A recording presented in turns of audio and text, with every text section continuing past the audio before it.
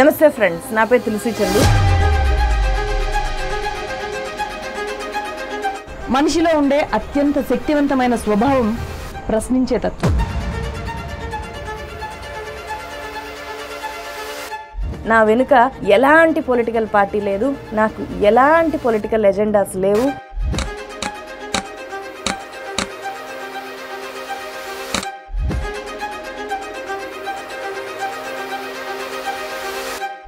ప్రశ్నించడానికి మాత్రం ఎప్పుడూ వెనకాడొద్దు. ఎందుకంటే ప్రశ్నించడం ఒక హక్కు మాత్రమే కాదు, అది మన బాధ్యత కూడా. థ్యాంక్ యూ సో మచ్ తులసి గారు. అడగగానే ఏమంటే రెస్పాండ్ అయ్యి మా ఛానల్కి వచ్చినందుకు. యాక్చువల్గా ఎందుకు వచ్చానంటే, ఇప్పటికే చాలా మంది అడిగారు గతంలో, బట్ అంటే పెద్ద పెద్ద ఛానల్స్ అయినంత మాత్రాన అక్కడికి వెళ్ళాలనిపించలేదు. మీరు ఒక యంగ్ టీమ్తో చేస్తున్నారు, సో నాలాగే స్టార్ట్ అయ్యారనిపించింది. దట్స్ వై చూద్దాము, నేను నేర్చుకోవడానికి మీ దగ్గర ఇక్కడ ఏమైనా ఉందా అని చెప్పి. పాడ్కాస్ట్ అయ్యేలోపు మీ కెమెరాల గురించి క్లియర్గా చెప్తాయి, మైకుల గురించి క్లియర్గా చెప్తాయి. అట్ ద సేమ్ టైం మీ నుంచి మాకు చాలా లెర్నింగ్ వస్తుంది. ఎందుకంటే జర్నలిజంలో మీరు ఏదైతే కొత్త పద్ధతి తీసుకొస్తున్నారో, ఇప్పుడు గ్రౌండ్ రియాలిటీ అని చెప్పి మీరు అక్కడికి వెళ్ళి చేస్తున్నారు, సో అవన్నీ కూడా మమ్మల్ని ఎప్పుడు ఇన్స్పైర్ చేస్తూ ఉంటాయి. సో ఒక పర్సన్కి న్యూస్ వెళ్తుంది అంటే దానికి కారణం మీడియా. సో మీడియా ఏదైతే డైరెక్షన్లో తీసుకువెళ్ళాలి అనుకుంటే ఆ డైరెక్షన్లో మన సొసైటీ వెళ్తుంది. ఇప్పుడు మీడియా బలంగా ఒక దాని మీద నుంచుని ఇది తప్పు అని చెప్తే సొసైటీ అది తప్పు అని తీసుకుంటుంది అనమాట. మీడియా ఇప్పుడు ఇది డేంజర్ అని చూపిస్తే ప్రజల్లో కూడా, సొసైటీలో కూడా అరే ఇది డేంజర్ ఏమో అన్నట్టు బిల్డ్ అవుతుంది. సో డైరెక్ట్గా మన సొసైటీ ఏ డైరెక్షన్లో వెళ్తుంది అనే దానికి వన్ ఆఫ్ ద కారణం అయితే మీడియా అవుతుంది.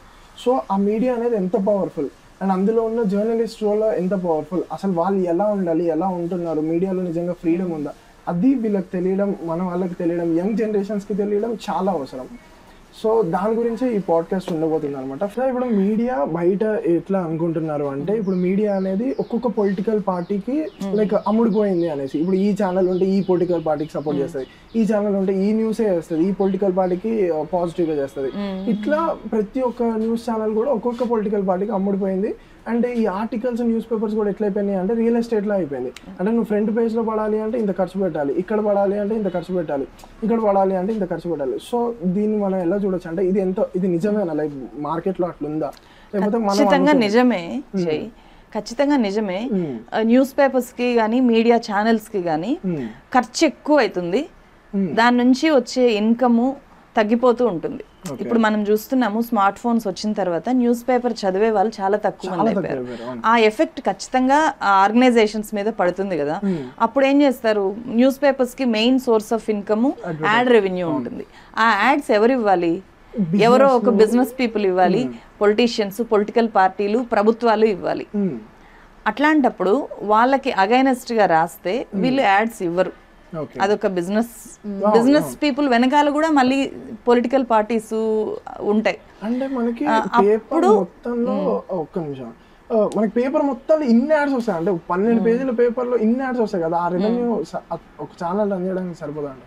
ఎప్పుడు రావట్లా, ఓకే, ఎప్పుడు రావు, అన్ని ఏరియాస్ లో రావు. ఇప్పుడు హైదరాబాద్ లో పడ్డ ఒక యాడ్ ఆదిలాబాద్ లో పడదు, శ్రీకాకుళంలో, చిత్తూరులో పడదు. ఈ ఏరియా వైజ్ గానే ఉంటుంది ఎంత పెద్ద పేపర్ అయినా. బట్ ఒక ఈనాడు లాంటి పేపర్ నడవడానికి చాలా ఖర్చు అవుతుంది. ఆంధ్రజ్యోతి, ఈనాడు, సాక్షి లాంటి పేపర్స్ రన్ అవ్వాలి అంటే వాటి వెనక పొలిటికల్ పార్టీలు ఉన్నాయని నేను ఇక్కడ స్టేట్మెంట్ ఇవ్వట్లేదు మీకు. బట్ ఖచ్చితంగా ఒక దశలో పొలిటికల్ పార్టీస్కి అనుకూలంగా, వ్యతిరేకంగా మీడియా స్టాండ్ తీసుకోవడానికి మెయిన్గా మీడియాలో ఉండే ఎకానమీ, లేకపోతే రన్ చేయడానికి ఉండే స్ట్రగుల్, అప్పుడు డిపెండ్ అవుతారు వాళ్ళు. అది డిపెండ్ అవ్వకుండా ఇప్పుడు చేస్తున్నది ఇండిపెండెంట్ జర్నలిజం. ఇండిపెండెంట్ జర్నలిజం అంటే దీనికి చాలా తక్కువ ఖర్చు ఉంటుంది, అసలు పెద్దగా ఒక్కొక్కసారి ఖర్చు ఏమీ ఉండదు. మనము ఎవరికి వాళ్ళు ఇండివిజువల్గా పనిచేస్తారు. ఇండివిజువల్గా పనిచేసినప్పుడు మీరు ఒక పేపర్లో వచ్చే అన్ని వార్తలు చూడలేరు, ఇక్కడ ఒకదాన్నే ఫోకస్డ్గా పనిచేస్తారు. సో అట్లా నేను వీటిలోనూ పనిచేశాను. ఈ ఆర్గనైజేషన్స్లో మెయిన్ స్ట్రీమ్ మీడియాలో 13 years వర్క్ చేశాను. తర్వాత ఇండిపెండెంట్ జర్నలిస్ట్గా మారాను కాబట్టి నాకు రెండింటి గురించి తెలుసు. ఇక్కడ ఇండివిజువల్గా పనిచేస్తాం కాబట్టి ఖర్చుతో పెద్ద పని ఉండదు. అయినా సరే ఇక్కడికి వచ్చిన తర్వాత ఇండివిజువల్గా డెవలప్ అవుదాము అనుకునే వాళ్ళు కూడా పార్టీస్తో కలిసి పనిచేస్తూ ఉంటారు. అట్లా ఇప్పుడు ఉండే ఫ్యూచర్ ఏమో ఇండిపెండెంట్ జర్నలిస్టులకి డిజిటల్ మీడియాను ఆధారంగా చేసుకొని పనిచేస్తున్న వాళ్ళకి మంచి ఫ్యూచర్ ఉన్నట్టు మనకు కనిపిస్తుంది. కాబట్టి మెయిన్ స్ట్రీమ్ మీడియాలో ఉండేవాళ్ళు ఎక్కువగా పొలిటికల్ పార్టీస్తో ఉండకపోతే సర్వైవల్ అనేది అసలు చాలా కష్టం అయిపోతుంది. అట్లాంటప్పుడు ప్రజలకి ఒరిజినల్గా ఏం జరుగుతోంది అనేది తెలిసే అవకాశం తగ్గిపోతుంది. ఎప్పుడు అంటే ప్రాపగాండానే నడుస్తుంది. మనీ, మార్కెట్, ప్రాపగాండా ఇవే ఉంటాయి. మనం ఎలక్షన్స్ అప్పుడైతే ఇంకా చాలా ఎక్కువ చూస్తాము. అయినా సరే అన్ని పేపర్స్లో వచ్చే వాటిలో మొత్తము ప్రాపగాండా వార్తలేనా అంటే అవునని కూడా ఏమీ చెప్పలేము. డెవలప్మెంట్స్ వచ్చేదాన్ని బట్టి అప్పుడుండే అట్మాస్ఫియర్ని బట్టి ఉంటూ ఉంటాయి. ఎక్కువ నష్టపోయేది ఏంటి అంటే వాయిస్లెస్ పీపుల్కి స్పేస్ తగ్గిపోతుంది. వాయిస్లెస్ పీపుల్కి తగ్గిపోతుంది. వాయిస్లెస్ పార్టీస్ ఉంటాయి. మనకి అన్ని పార్టీలకి సమాన ప్రాధాన్యత కనిపించదు మీడియాలో. అన్ని వర్గాల ప్రజలకి సమాన ప్రాధాన్యత కనిపించదు. అట్లాంటప్పుడు మంచి ఆల్టర్నేటివ్గా ఇండిపెండెంట్ జర్నలిస్టులు కనిపిస్తారు. ఈ ఇండిపెండెంట్ జర్నలిజం గురించి మనం మాట్లాడదాం. నెక్స్ట్ క్వశ్చన్ తర్వాత మాట్లాడదాం. యాక్చువల్ ఇంపార్టెంట్ పాయింట్, డిస్కస్ చేయాల్సిన పాయింట్. దానికన్నా ముందు మీడియాలో జర్నలిస్టులకి నిజంగా ఫ్రీడమ్ ఉందా? అంటే వాళ్ళు చెప్పాలి అనుకున్న చెప్పగలుగుతారా? ఈ మ్యానిపులేషన్స్ ఇవన్నీ లైక్ నేను నా ఎక్స్పీరియన్స్లో నుంచి చెప్తాను జై, సో దట్ వినే వాళ్ళకు కూడా అర్థమవుతుంది. నేను ఒక న్యూస్ పేపర్లో వర్క్ చేశాను. ఆ న్యూస్ పేపర్లో ఒకసారి హైదరాబాద్లో ఉండే లేదా తెలంగాణలో ఉండే టాప్ హాస్పిటల్స్ గురించి వరుసగా ప్రతిరోజు చేయాలి అని అనుకున్నారనమాట. ఒక డెసిషన్ తీసుకున్నారు. నేను ఆ రోజు అంటే హాస్పిటల్కి వెళ్ళి అక్కడ ఎట్లా ఉంది, ప్రాబ్లమ్స్ ఏంటి అని చెప్పి చేయడం మొదలుపెట్టాను. చాలా హాస్పిటల్స్ తిరిగాను. ఇంకా మనకు ముందే అట్లాంటివి రావాలని ఎదురు చూస్తుంటాం కదా, ఎప్పుడెప్పుడు వస్తుందా అట్లాంటి అవకాశం అని చెప్పి చాలా కష్టపడి తిరిగి చాలా మందితో మాట్లాడి అంతా అక్కడ ఉండే లోటుపాట్లు అన్నీ తెలుసుకొని అంటే బాగు చేయొచ్చు. మనం ఒక మంచి వార్త రాస్తే హాస్పిటల్ మీద ఫోకస్ పెరుగుతుంది, బాగు చేయొచ్చు కదా అని చెప్పి చేశాము. ఫస్ట్ డే వీల్ చైర్ పై గాంధీ పెద్ద బ్యానర్ స్టోరీ వచ్చింది.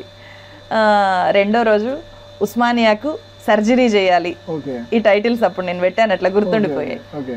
మూడో రోజు రెండు వచ్చేసాయి. అప్పటికే చాలా ప్రచారం మొదలైంది. అంటే నేను పనిచేస్తున్న పత్రిక ఓనర్ అప్పుడు ఒక పార్టీతో ఉన్నాడు అనమాట. ఆ పార్టీ అధికారంలో ఉంది అప్పుడు. సో బీఆర్ఎస్ తో ఉన్నాడు, అంటే అప్పుడు టీఆర్ఎస్ తో ఉన్నాడు ఆయన. అప్పుడు టీఆర్ఎస్ లో ఆయన ఉన్నాడు. టీఆర్ఎస్ అధికారంలో ఉంది. టీఆర్ఎస్ అధికారంలో ఉన్నప్పుడు గాంధీ హాస్పిటల్ బాలేదు అని చెప్పి, ఉస్మానియా హాస్పిటల్ బాలేదు అని చెప్పి అతను నడిపే పత్రికలో రావడము అక్కడుండే ఓనర్కి ఇబ్బంది. మూడో రోజు అది దాదాపు వారం రోజుల పాటు సరిపడే అన్ని హాస్పిటల్ స్టోరీస్ రాశాను, చేశాను. అవి అయిపోయింది, డెస్క్కి హ్యాండ్ ఓవర్ చేసేసాము. మూడో రోజు స్టోరీ పేపర్లో నైట్ పెడుతున్నారు, నేను కంప్లీట్ చేసేసాను. పొద్దున పేపర్ చూస్తే షాక్, ఆ వార్త రాలేదు. బ్యానర్ స్టోరీ మూడో రోజు రాలేదు, అది తీసేశారు, ఆగిపోయింది. ఏంటి అని వెళ్ళి అడిగితే అది లేదు, ఇంకా చాలు. అవి మరి ఇన్ని రోజులు చేసిన వర్క్ అంతా బుట్టదాకలు. సో అట్లా పనిచేస్తుంది అనమాట. తర్వాత నాకు వచ్చే డిసప్పాయింట్మెంట్ చాలా ఎక్కువ ఉంటుంది కదా. చేయమని చెప్పింది నేను, నా డెసిషన్ కాదు, అది నా డెసిషన్ కాదు, వాళ్ళే చేయమని. అంటే హాస్పిటల్లో ఉండే వాస్తవ పరిస్థితులను చూపిద్దాం. అప్పుడు కొత్తగా వస్తున్న పత్రిక, దానికి ఒక ఇమేజ్ క్రియేట్ అవ్వాలి. ఇది ప్రో పీపుల్ పత్రిక అనేది ఫస్ట్ ఏ పత్రిక అయినా ఎస్టాబ్లిష్ అవ్వాలి. అట్లాంటి స్టాండ్ తీసుకున్నప్పుడు మీరు ఆ పని ఒక జర్నలిస్ట్కి అప్పగించినప్పుడు, ఆ జర్నలిస్ట్ అత్యంత కమిట్మెంట్తో దాన్ని చేసినప్పుడు, దాన్ని పొలిటికల్ రీజన్స్ వల్ల మీరు పక్కన పెట్టేసినప్పుడు ఏమవుతుంది? ఖచ్చితంగా అక్కడ ఉండే జర్నలిస్ట్ డిసప్పాయింట్ అవుతుంది. ప్లస్ నిజంగానే హాస్పిటల్స్ లో ఉండే వాస్తవ పరిస్థితులు బయటికి రాకుండా పోతాయి. సమస్య లేదని కాదు, అక్కడ మనం కప్పి పెడుతున్నాం ఆ సమస్యని, పాతేస్తున్నాం. అట్లా చేయడము అనేది పొలిటికల్ పార్టీస్ తో మీడియా అసోసియేషన్ పెరిగిపోతే ఇలాంటివి జరుగుతాయి ఎక్కువ.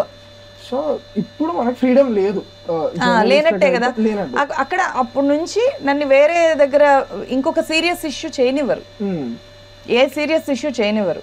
ఒక మా డెస్క్ మీటింగ్ లో డైరెక్ట్ గా నాకు చెప్పారనమాట, నీకెందుకు ఎప్పుడు సీరియస్ వార్తలే కనిపిస్తాయి, కొంచెం హ్యూమన్ ఇంట్రెస్టింగ్ చేయొచ్చు కదా, ఎందుకు ఎప్పుడు ప్రాబ్లమ్స్ ప్రాబ్లమ్స్ ప్రాబ్లమ్స్ అని చెప్పి, ప్రాబ్లమ్స్ తప్ప అసలు ఏం చేయరా మీరు, ఏం కనిపించవా అని చెప్పి. అరే ప్రాబ్లమ్స్ కాకుండా చేయడానికి నేనెందుకు, హ్యూమన్ ఇంట్రెస్టింగ్ వి లేకపోతే కొంచెం యోయో స్టోరీస్ ఎవరైనా చేయగలరు కదా, అక్కడ తులసి ఎందుకు, సో వేరే వాళ్ళని తీసుకోవచ్చు కదా. అది నాకు చాలా డిస్కంఫర్ట్ మెయిన్ స్ట్రీమ్ మీడియాలో కొనసాగడానికి. అక్కడ ఉండే జర్నలిస్ట్కి ఏమి ఉండదు పాపం. సో నేను ఒకప్పుడు డెస్క్ జర్నలిస్ట్గా నా కెరియర్ స్టార్ట్ అయింది. చాలా ప్యాషనెట్గా ఫీల్డ్ జర్నలిస్ట్ అవ్వాలి, నేను ఒక రిపోర్టర్ అవ్వాలి, మనం అప్పుడు ఫీల్డ్కి వెళ్ళి పనిచేస్తే ఆ సాటిస్ఫాక్షన్ వేరు. ఆ సాటిస్ఫాక్షన్ నేను చాలా స్టోరీస్లో నేను దాన్ని ఫీల్ అయ్యాను కూడా. కానీ పొలిటికల్ స్టోరీస్ వచ్చినప్పుడు స్టేట్ని క్వశ్చన్ చేసే వాటిని రాయాలి అంటే మెయిన్ స్ట్రీమ్ మీడియాలో ఉండే స్కోప్ చాలా తక్కువ, ప్రతిదీ ఆలోచించి చేయాలి. అదే నేను నా ఛానల్లో నేను ఎవరినైనా సరే పేరు పెట్టి నేరుగా క్వశ్చన్ చేయగలను. అదే మెయిన్ స్ట్రీమ్ మీడియాలో ఉండే అది ఏ పత్రిక అయినా అలా రాయలేదు. వాస్తవాన్ని వాస్తవంగా పూర్తిగా ఎస్టాబ్లిష్ కొంచెం రాయొచ్చు, ఈ ప్రాబ్లం ఉంది గాంధీ హాస్పిటల్, ఈ ప్రాబ్లం ఉంది అని రాయొచ్చు, దీనివల్ల ప్రాబ్లం ఉంది, ఈ వ్యక్తులు స్కామ్ చేశారు, లేకపోతే అది జరిగింది ఇది జరిగింది అని ఇన్ డీటెయిల్డ్ గా ప్రజలకి పూర్తిగా అర్థమయ్యేలాగా చెప్పలేరు, చెప్పే స్కోప్ అక్కడ ఇవ్వరు. సో మీరు ఇండిపెండెంట్ జర్నలిజం గురించి మాట్లాడారు, అండ్ మీడియాలో ఫ్రీడమ్ లేదు కాబట్టి ప్యాషనెట్ జర్నలిస్టులు అందరూ కూడా ఇండిపెండెంట్ జర్నలిజం మార్గం ఎంచుకుంటున్నారు. సో ఈ ఇండిపెండెంట్ ఇప్పుడు పార్టీస్కి, ఇప్పుడు పెద్ద పెద్ద పార్టీస్కి ఇంత పెద్ద పెద్ద పత్రికల్ని కొనడం కన్నా కూడా ఈ ఇండిపెండెంట్ జర్నలిస్ట్లను కొనడం నాకు తెలిసి అయితే చాలా ఈజీ పని. అంటే ఇప్పుడు ఇంత పెద్ద మీడియాని కంట్రోల్ చేయడం కన్నా ఈ పార్టీని ఈ ఛానల్ని ఇన్ని డబ్బులు పెట్టి కొనడం కన్నా ఎవరెవరైతే ఇండిపెండెంట్ జర్నలిస్టులు ఉన్నారో వీళ్ళని చిటికలో కొనేయచ్చు. అంటే మనకి తీన్మార్ మల్లన్న చూసుకున్నట్టయితే ఫస్ట్లో ఆయన కూడా ఇలా వచ్చిన వాళ్ళే. తీన్మార్ మల్లన్న ఒక ఛానల్ నుంచి వచ్చేసి లైక్ ఐక్యూ ఏదో న్యూస్ మీడియా అని పెట్టి దెన్ ఆయన నిజాలు చెప్పడం స్టార్ట్ చేశారు అనమాట. ప్రజలకు ఎప్పుడైతే ట్రస్ట్ వచ్చిందో దెన్ ఆయన బీజేపీ సైడ్ వెళ్ళిపోయారు, అండ్ దాని తర్వాత మళ్ళీ కాంగ్రెస్ సైడ్ వెళ్ళిపోయారు. సో ఇట్లా ఇండిపెండెంట్ జర్నలిజం మీరు సెలెక్ట్ చేసుకొని వచ్చినా కూడా పార్టీస్ సైడ్ వెళ్ళిపోవడం కానీ, చాలా మంది జర్నలిస్టులు ఇండిపెండెంట్ జర్నలిస్టులు కొంతమంది పార్టీస్లోకి వెళ్ళడం మనం చూసాము. సో దాన్ని ఎలా అంటారు, దాన్ని ఏ విధంగా మాట్లాడచ్చు? ఇప్పుడు ఫస్ట్ మీరు మల్లన్నని పేరు తీశారు కాబట్టి నేను ఫస్ట్ మల్లన్నని ఒక జర్నలిస్ట్గా చూడను. Okay, he's not the journalist. అంటే జర్నలిస్ట్గా ఎందుకు చూడనంటే మల్లన్న మొదటి నుంచి పాలిటిక్స్తో పొలిటీషియన్స్తో అసోసియేట్ అయి ఉన్నారు. నాకేం మల్లన్న అంటే వ్యతిరేకత ఏం లేదు, పాలిటిక్స్ మీద కూడా వ్యతిరేకత లేదు, ఉండొచ్చు. కాబట్టి ఆయన ఐడెంటిటీ మొదటి నుంచి ఆయన కాంగ్రెస్ ఎమ్మెల్సీగా పోటీ చేశారు, ఆ తర్వాతనే క్యూ న్యూస్ పెట్టారు. కాబట్టి క్యూ న్యూస్ పెట్టేటప్పటికి ఇండిపెండెంట్ వ్యక్తిగా మనం చెప్పొచ్చు, కానీ అతను ఇండిపెండెంట్ జర్నలిస్ట్ కాదు. ఇండిపెండెంట్ జర్నలిస్ట్ ఏమీ కాదు, ఎందుకంటే ఆల్రెడీ ఒక పార్టీతో ఉన్నారు, మాజీ కాంగ్రెస్ లీడర్ ఆయన అప్పటికే. చాలా మంది జర్నలిస్టులు పార్టీ సైడ్ వెళ్తున్నారు. మీరు అన్నట్టు చాలా ఈజీ ఇండిపెండెంట్ జర్నలిస్టులని కొనేయడం ఈజీ, ఎందుకంటే నీడ్ ఎక్కువ ఉంటది కదా, ఎవరు లేకుండా పని చేయలేము. ఇప్పుడు మీరు ఇక్కడ చేసిన ఎక్విప్మెంట్ ఒక్కొక్క కెమెరా కాస్టే లక్షల్లో ఉంటుంది. కాబట్టి మనకి ఏదైనా ఒకటి కావాలి, మనం ఒక క్వాలిటీ అవుట్పుట్ తీసుకొని రావాలి అంటే మనకి ఇన్వెస్ట్ చేసే వాళ్ళు ఎవరైనా ఉండాలి. కాబట్టి ఈజీగా ఏముంది అని అనుకునేస్తారు, బెండ్ అవ్వడం ఈజీ, లేకపోతే మనకు ఒక బ్యాక్ సపోర్ట్ తీసుకుందాంలే అని అనుకుంటారు. అట్లా అనుకున్నప్పుడు వాళ్ళని నిజంగానే కొనేస్తారు. అట్లా అదే జరుగుతోంది వాస్తవానికి. మొన్న బీఆర్ఎస్ ప్రభుత్వము చాలా మంది యూట్యూబ్ చెప్పే వాళ్ళని, మాట్లాడే వాళ్ళందరినీ కూడా కొనేసుకొని లైక్ క్యాంపెయినింగ్ కి రెడీ అయింది. అన్ని పార్టీలు అదే చేస్తాయి. ఎప్పుడైతే ఓడిపోయిందో 50% ఆఫ్ ద ఆక్యుపై తగ్గించేసి పీపుల్ ఎంప్లాయీస్ ని తగ్గించేసి ఇంకా రన్ అవుతుంది అని విన్నాం అనమాట. సో అది బీజేపీ మోడల్. ఇప్పుడు మిగిలిన పార్టీలు కూడా అదే చేస్తున్నాయి. ఎవరైతే ఇన్ఫ్లుయెన్సర్స్ ఉన్నారో వాళ్ళని, అంటే ఇన్ఫ్లుయెన్సర్స్ అంటే అప్పుడు ఉండే ట్రెండ్ని బట్టి ఒకరి హవా నడుస్తోంది. అక్షయ్ కుమార్ హవా నడిచేటప్పుడు అక్షయ్ కుమార్ వెళ్ళి మోదీని ఇంటర్వ్యూ చేస్తారు. ఇప్పుడు ఇంకా చాలా మంది మీడియాలో తయారయ్యారు. యూట్యూబ్ ఇప్పుడు పెరిగింది ఈ ఎలక్షన్స్ కి. ఇప్పుడు చాలా మంది యూట్యూబర్స్ డైరెక్ట్ గా సెంట్రల్ మినిస్టర్స్ ని ఇంటర్వ్యూస్ చేస్తున్నారు. అట్లనే మన స్టేట్ లో కూడా మనం క్లియర్ కట్ గా చూసాం. తెలంగాణ ఎలక్షన్స్ అప్పుడు చాలా మంది సోషల్ మీడియా ఇన్ఫ్లుయెన్సర్స్ డైరెక్ట్ గా బీఆర్ఎస్ కి సపోర్ట్ చేశారు, పాటల్ని ప్రచారం చేశారు, డాన్స్లు వేశారు. అది వీళ్ళు ట్రై చేస్తారు. అవతల వాళ్ళు ఎవరు జర్నలిస్టులు కాదు. నిజానికి జర్నలిస్టులు కూడా అంటే కంప్లీట్గా ఛానల్సే పనిచేస్తారు. ప్రో ఆర్ యాంటీ బీఆర్ఎస్ కానీ ప్రో బీఆర్ఎస్ కానీ పనిచేస్తారు. కంప్లీట్ గా వాళ్ళు దించాలి, బీఆర్ఎస్ గవర్నమెంట్ ని దించాలి అని చెప్పి పనిచేశారు. అట్లా నా మీద కూడా అట్లాంటి ఆరోపణలు వచ్చాయి, నేను కాంగ్రెస్ పార్టీకి పనిచేస్తున్నాను అని చెప్పి. బట్ ఇప్పుడు వీళ్ళందరివి ఇప్పుడు మనం మాట్లాడుకున్న మల్లన్న కానీ లేకపోతే మిగిలిన జర్నలిస్టులు కానీ ఇన్ఫ్లుయెన్సర్స్ కానీ వాళ్ళకి చూపించడానికి ఉంది. అంటే వాళ్ళు చేసిన పనితో చూపించవచ్చు, ఓ ఎస్ వీళ్ళు పని చేస్తారు, డైరెక్ట్ గా సపోర్ట్ చేస్తారని చెప్పి. కానీ నేను చేసిన పనిలో నన్ను చూపించడానికి ఎవరికి ఏమీ లేదు. ఆరోపణలు అంటున్నారు, ఒక క్రెడిబుల్ జర్నలిస్ట్ ని కాబట్టి ఈమె కాంగ్రెస్ పార్టీకి పనిచేసింది అని చెప్పి అంటున్నారు. నేను ఏ రోజైనా ఒక కాంగ్రెస్ లీడర్ని ఇంటర్వ్యూ చేశానా? కాంగ్రెస్ కి అనుకూలంగా ఒక్క వీడియో చేశానా? కాంగ్రెస్ ని పొగుడుతూ గాని లేకపోతే బీఆర్ఎస్ ని తిడుతూ గాని పార్టీల్ని తిడుతూ గాని ఇంటర్వ్యూలు చేయలేదు. నా ఛానల్లో ఎంత ఏరినా ఎంత వెతికినా ఒక్క వీడియో కూడా ఏ పార్టీ అంటే ఈ టాప్ ప్రధాన పార్టీలకి సపోర్ట్ చేస్తున్న వీడియోలు ఏమీ ఉండవు, లేవు. మరి దేన్ని బట్టి చెప్తారు? ఏమీ లేదు, ఫేక్ ఎలిగేషన్స్ ప్లస్ నేను చేసే గ్రౌండ్ రిపోర్ట్స్ లో వచ్చిన అభిప్రాయాలు.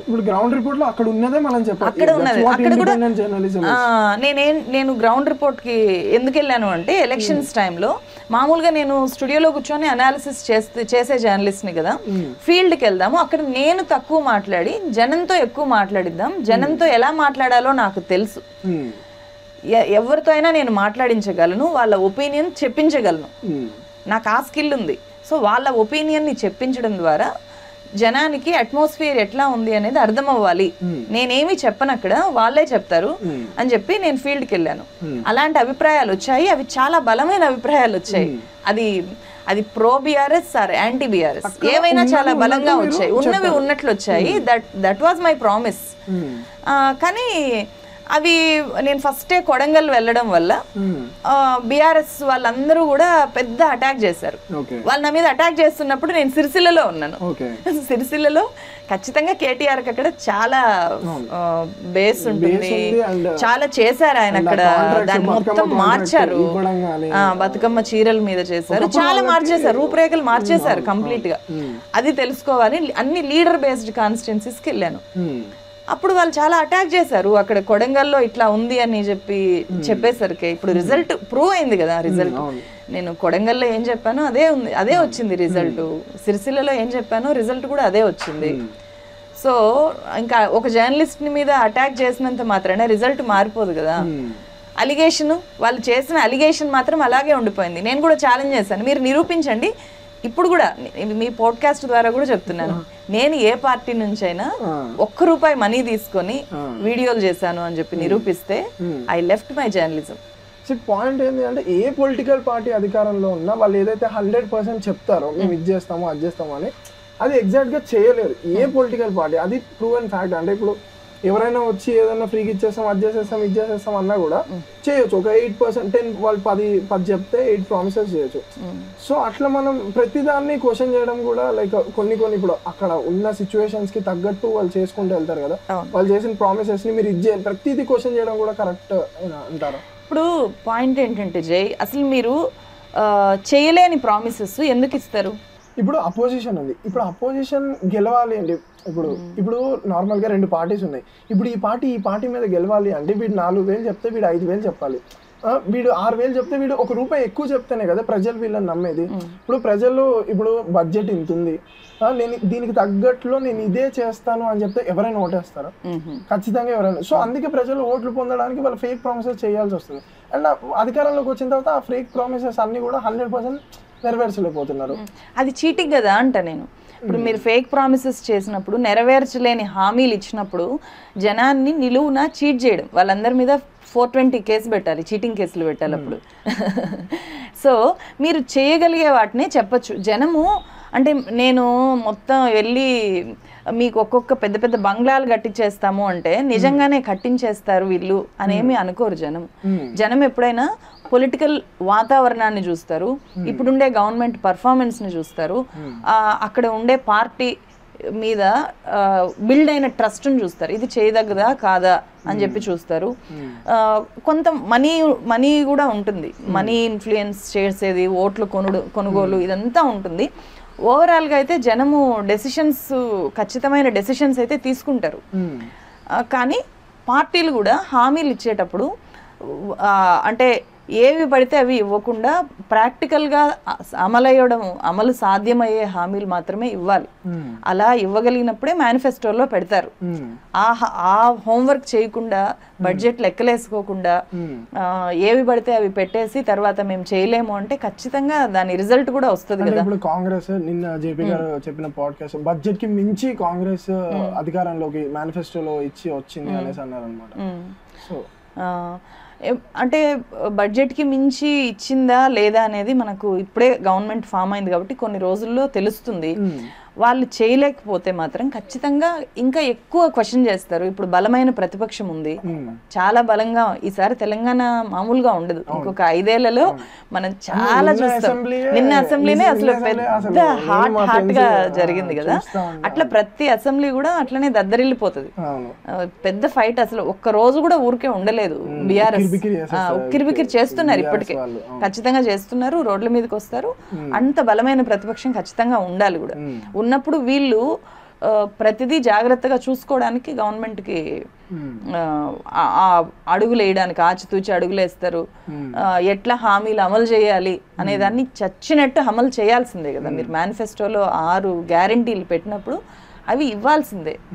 కానీ వాటిని లాస్ట్ దాకా కొనసాగిస్తారా లేదా అని అయితే చెప్పలేము. ఇప్పుడు ఇవ్వక తప్పని పరిస్థితి అయితే ఉంది కాంగ్రెస్ పార్టీకి. వాటిలో అన్నీ మంచివేనా కాదా అనేది కూడా మనం ఇప్పుడు చెప్పలేం. వాళ్ళు తీసుకున్నారు, ప్రజలు నమ్మి ఓట్లేశారు. So we have to respect it. So ఇట్లా ప్రతి ఒక్కటి ఇంప్లిమెంట్ చేస్తే, నిన్న ఇదే క్వశ్చన్ నేను జేపీ గారిని కూడా అడిగాను అనమాట. ఇట్లా ప్రతి ఒక్కటి ఇంప్లిమెంట్ చేస్తే ఫ్రీబీస్ ఎప్పుడు కూడా ఫ్రీబీస్ కాదు. అంటే మనకి ఇప్పుడు ఫర్ ఎగ్జాంపుల్ ఫ్రీ ట్రాన్స్పోర్ట్ చేశారు అంటే అది వేరే దాని మీద ఎఫెక్ట్ చూపిస్తుంది, వేరే ఎకనామీ మీద ఎఫెక్ట్ చూపిస్తుంది. ఇప్పుడు దాన్ని ఫిల్ చేయడానికి మళ్ళీ మన మీదే రుద్దుతారు కదా. అంటే కరెంటు బిల్లులు పెంచడం, లేకపోతే పెట్రోల్ రేట్లు పెంచడం. సో దీన్ని మనం ఎట్లా చూడొచ్చు అంటే ఇక్కడ ఫ్రీబీస్ వేరు, వెల్ఫేర్ స్కీమ్స్ వేరు. కొన్ని ఫ్రీబీస్ ఉంటాయి, కొన్ని వెల్ఫేర్ స్కీమ్స్ ఉంటాయి. ఫర్ ఎగ్జాంపుల్ అంటే ఒక ఈజీగా అర్థం అవ్వాలి అంటే రైతు బంధు ఉంది. రైతు బంధు వెల్ఫేర్ స్కీమ్ యాక్చువల్గా, కానీ దాన్ని కొంత ఫ్రీబీ కూడా. ఎందుకంటే ఇప్పుడు జై అనే వ్యక్తికి ఒక 100 ఎకరాలు ఉంది, తులసికి 5 ఎకరాలే ఉంది. 100 ఎకరాలు ఉన్న జైకి నీకు 100 ఎకరాలు ఉంది కాబట్టి నీకు ప్రతి సంవత్సరము ఒక 10,000 నీకు వేసేస్తే నువ్వు దాన్ని నేరుగా భూమి మీద పెట్టాల్సిన పని కూడా నీకు ఉండదు. అసలు ఆ భూమి మీద ఆధారపడమే ఉండదు నీకు. నీ లైఫ్, నీ ఎకానమీ, నీదంతా వేరే వ్యవహారం నీది. ఈ 5 ఎకరాలు ఉండే రైతుకి అతనికి నువ్వు 50,000 ఇచ్చినా లేదా 1,00,000 రూపాయలు ఇచ్చినా అతను మళ్ళీ నేరుగా భూమి మీద ఖర్చు పెడతాడు, దాన్ని ఎకానమీలోకి తీసుకొని వస్తాడు. నీకు వచ్చే 1,00,000 రూపాయలు నువ్వు బ్యాంకులో దాచుకుంటావు. సో అది నీకు ఫ్రీబీ, ఇతనికి వెల్ఫేర్ స్కీమ్. సో అక్కడ అది అందువల్ల రైతు బంధు మీద ఎక్కువ వ్యతిరేకత వచ్చింది. అట్లా అంటే అవసరమైన వాళ్ళకి ఇవ్వాలి. ఇప్పుడు మీరు బస్సుల గురించి తీసుకొచ్చారు, బస్సులు అందరికి ఫ్రీ అంటే అది ఫ్రీబీ. అదే నీడ్ ఉన్న వాళ్ళకి ఖచ్చితంగా ఫ్రీగా ఇవ్వచ్చు. అదే మళ్ళీ ఒక ఎంప్లాయీ ఉమెన్ ఉంది, ఆమె బాగా ఎర్న్ చేస్తుంది, ఆమెకి తగ్గించినా కూడా ఆమె మీద ఎఫెక్ట్ ఏమీ పడదు. అదే ఒక స్టూడెంట్ ఉంది, ఒక గర్ల్ ఉంది, ఆమెకి చదువుకోవడమే చాలా కష్టము, ఇంటి నుంచి చాలా స్ట్రగుల్ అయి బయటకు వస్తుంది. అట్లాంటి ఆమె మళ్ళీ నెలకు 1,000 రూపాయలు పెట్టి ఈ బస్ ఛార్జీ, బస్ పాస్ తీసుకోవాలంటే ఆమెకు చాలా కష్టం. అదే ఆమెకి ఇస్తే చాలా హ్యాపీగా ఫీల్ అవుతుంది. ఒక అన్ఎంప్లాయీ గర్ల్ ఉంది, ఉద్యోగం ఇక్కడ నుంచి ఎక్కడికో వెళ్ళడానికి, వాళ్ళకి చాలా హెల్ప్ అవుతుంది. చిన్న చిన్న పనులు చేసుకుంటారు ఉమెన్, వాళ్ళకి చాలా హెల్ప్ అవుతుంది. అట్లా వాళ్ళకి ఏంటంటే ఒక కొత్తగా రెక్కలు వచ్చినట్టు, కొత్త స్వేచ్ఛ వచ్చినట్టు, ఎవరి మీద డిపెండ్ అవ్వాల్సిన పని లేదు. నాకు ఈ డబ్బులు కావాలని ఉమెన్ ఎక్కడి నుంచి ఎక్కడికైనా వెళ్ళగలుగుతుంది. ఆ మొబిలిటీ అనేది ఉమెన్కి వస్తే ఫస్ట్ చాలా చేయగలుగుతుంది. అది చూపించి ఒక హక్కు సాధించుకోవచ్చు. నేను అక్కడికి వెళ్ళేసి వస్తాను అని చెప్పి కొత్త ధైర్యం వస్తుంది. ఆ కాన్ఫిడెన్స్ ఈజీగా వేరే వాటి వల్ల క్రియేట్ అవ్వదు, ఈ ఫ్రీ బస్సులు క్రియేట్ చేస్తాయి. అది కానీ ఇక్కడ బస్సులు తగ్గించకూడదు, మళ్ళీ వాళ్ళని ఇబ్బందుల్లోకి నెట్టకుండా ఉంటే మాత్రము దీన్ని ఇట్లా ఇంప్లిమెంట్ చేసి ఆర్టీసీ కూడా కొంచెం రిసోర్సెస్ని పెంచుకొని స్ట్రెంగ్తన్ అయితే మాత్రము ఉమెన్కి చాలా హెల్ప్ అవుతుంది ఇది. నేను ఒక పార్టీ దీని మీద ప్రకటన చేసింది కూడా నాకు ఇంట్రెస్టింగ్గా అనిపించింది. ఇప్పుడు ఏంటంటే వాళ్ళు ఎంప్లాయీస్కి ఎందుకు బాగా ఎర్న్ చేస్తున్న వాళ్ళకి ఫ్రీగా ఇవ్వడము అనేది మళ్ళీ మనం చెప్పుకున్న రైతు బంధు ఎగ్జాంపుల్ లాంటిది అనమాట. అట్లాంటి దాన్ని ఎప్పుడైనా రివ్యూ చేస్తే చేసుకోవచ్చేమో, అట్లాంటి డిమాండ్స్ ఏమైనా వస్తే కానీ అప్పటిదాకా అయితే ఫ్రీ బస్ని సపోర్ట్ చేయాల్సిన ఒక మంచి స్కీమే అని చెప్పొచ్చు. వేరే స్టేట్స్లో కూడా ఉంది కదా, ఢిల్లీ, కర్ణాటకలో, పంజాబ్లో. సో ఒక జర్నలిస్ట్ ఎలా ఉండాలి అంటే ఇప్పుడు ఎలా ఉంటున్నారు అంటే మేజర్ క్వాలిటీస్ అంటే ఇలా ఉంటే మన సొసైటీ మీరు ఫస్ట్ నుంచి డిస్కస్ చేసిన దాని ప్రకారం అయితే న్యూస్ అందట్లేదు, అంటే ఎగ్జాక్ట్గా ఏదైతే ఉన్నదో అది అందట్లేదు, అండ్ తక్కువ ఇండిపెండెంట్ జర్నలిస్ట్ ఉన్నారు, అండ్ అందులో కూడా మళ్ళీ పార్టీకి పనిచేసే వాళ్ళు కొంతమంది. సో దీనివల్ల మాకేం అర్థం కావట్లేదు. అయితే వాళ్ళు ఏదైతే చూపిస్తున్నారో అదే మేము చూస్తున్నాము, వాళ్ళు ఏదైతే ప్రొజెక్ట్ చేస్తున్నారో అదే ప్రొజెక్ట్ చేస్తున్నాం. సో ఎట్లుంటే మనకి కరెక్ట్గా జరుగుద్ది? నేనేమంటానంటే జర్నలిస్టుల మీద కూడా ఒకరి మీదనే ఎక్కువ ఆధారపడకూడదు. తులసి ఉంది, తులసి చెప్పేటివి మాత్రమే అందరూ వినాలి, లేకపోతే తులసి చెప్పేటివన్నీ వాస్తవాలే, జై చెప్పేవన్నీ వాస్తవాలే, వీళ్ళని మాత్రమే నమ్ముదాము అనేలాగా ఉండకూడదు. ప్రజలు కూడా ఉండకూడదు. ఎప్పుడు జడ్జి చేయాలి నన్ను. నేను చెప్పే ప్రతి వార్తని జడ్జి చేస్తూనే ఉండాలి, క్వశ్చన్ చేస్తూనే ఉండాలి. థ్రెట్స్ అవుతాయి, ఆ క్రెడిబిలిటీని కాపాడుకోవాల్సిన బాధ్యత నాది, సామాన్యమైన ప్రజల్ని కాదు. అంటారు దాన్ని నేను నిరూపించుకోవాలి. ఇప్పుడు ఒకసారి నన్ను యాంటీ హిందూ అంటారు, లేకపోతే కాంగ్రెస్ పార్టీకి అమ్ముడు పోయిందనో బీఆర్ఎస్ కి అమ్ముడు పోయిందనో అంటారు. నేను అక్కడికి ఆగిపోను కదా, అది నా లాస్ట్ వార్త కాదు, నా ప్రయాణం కొనసాగుతుంది. వాళ్ళు చూస్తారు. ఇంకా ఆ చూసేటప్పుడు కూడా నేను ఎట్లా ఉంది, నేను ఏం చెప్తున్నాను, నేను ప్రజలకు సంబంధించినవి చెప్తున్నానా, పార్టీలకి ఊడిగం చేస్తున్నానా, నేను ఎంతమంది లీడర్ని కలుస్తున్నా, ఎన్ని పార్టీ ఆఫీసులకు పోతున్నా, ఇవన్నీ చూస్తారు కదా. అన్ని పబ్లిక్ డొమైన్ లోకి ఉంటాయి. లాంగ్ జర్నీలో అర్థమవుతుంది. ఈ రోజు నన్ను తిట్టుకునే వాళ్ళు రేపు నా జర్నీని అర్థం చేసుకోవచ్చు.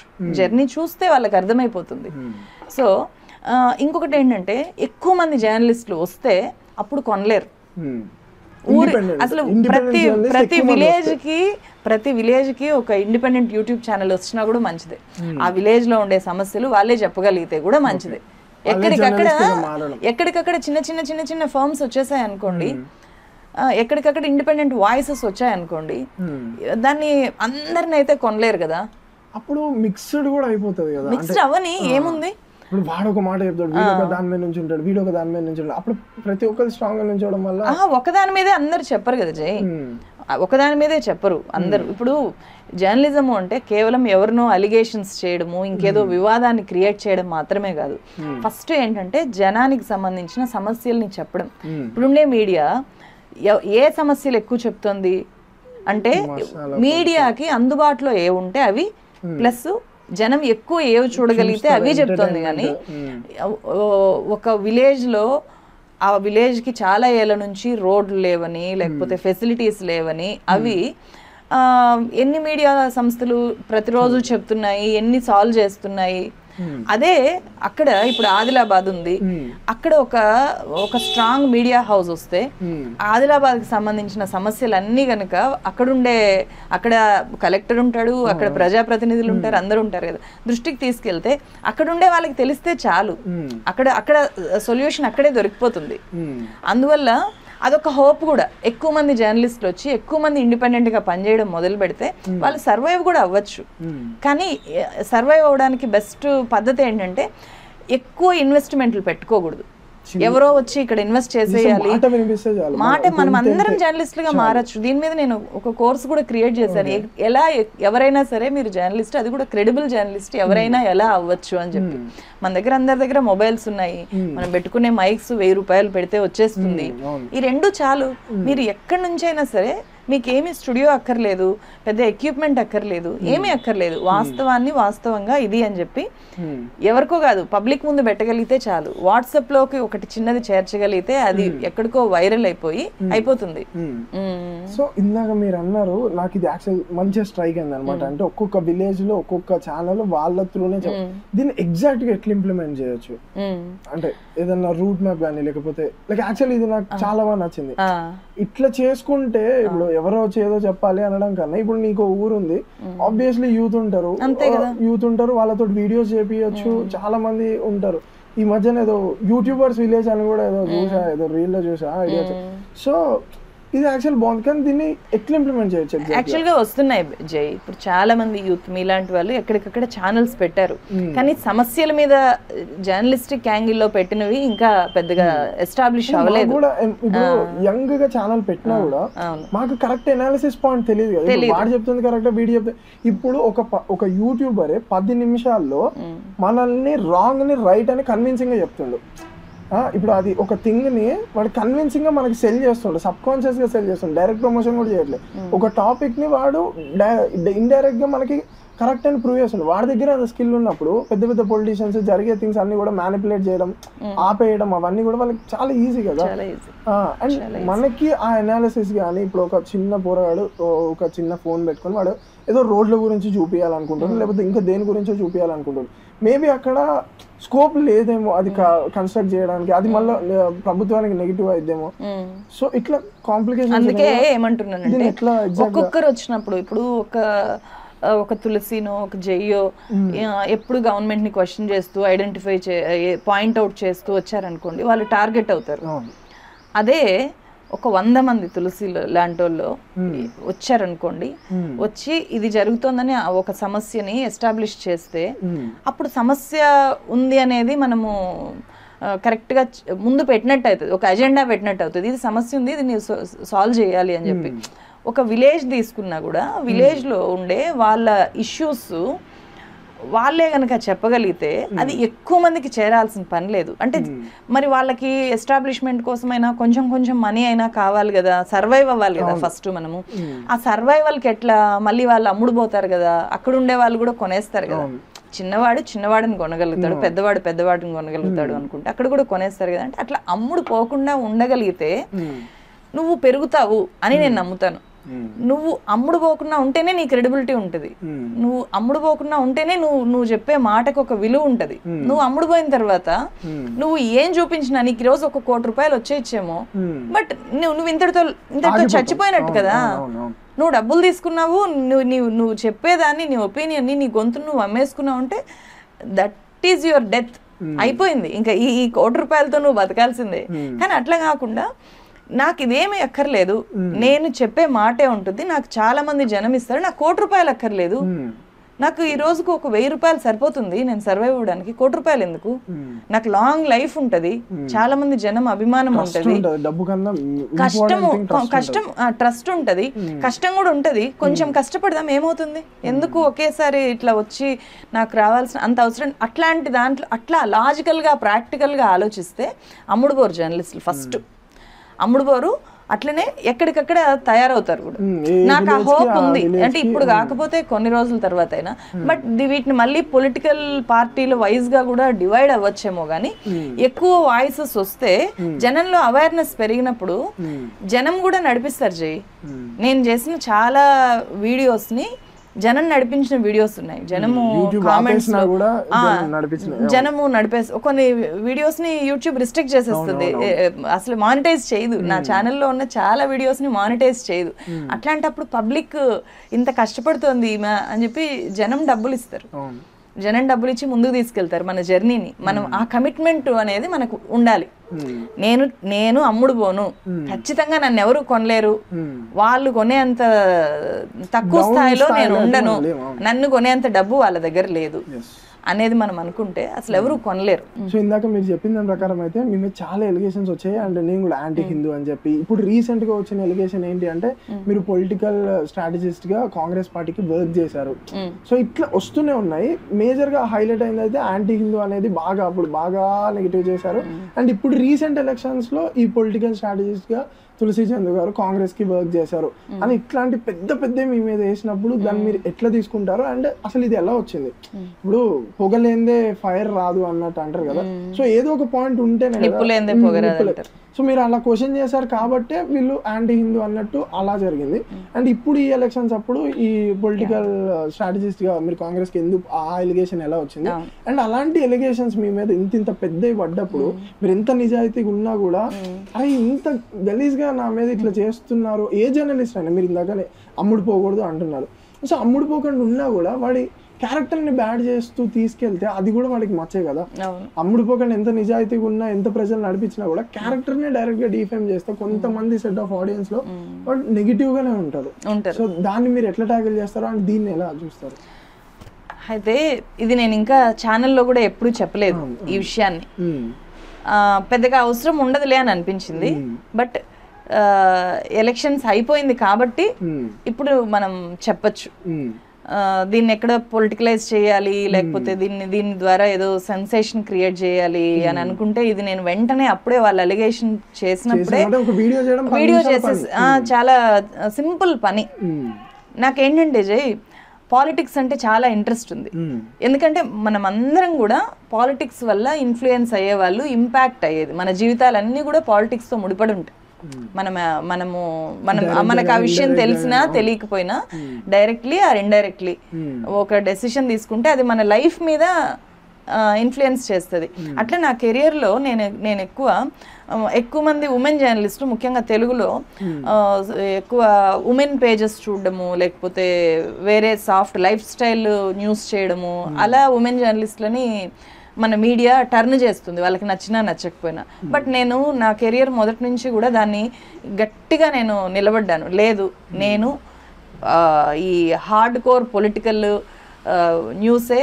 న్యూస్లోనే ఉండాలి, నేను ఈ మెయిన్ స్ట్రీమ్ న్యూస్లోనే ఉండాలి అని చెప్పి అట్లా నా కెరియర్ బిల్డ్ చేసుకుంటూ వచ్చాను నేను.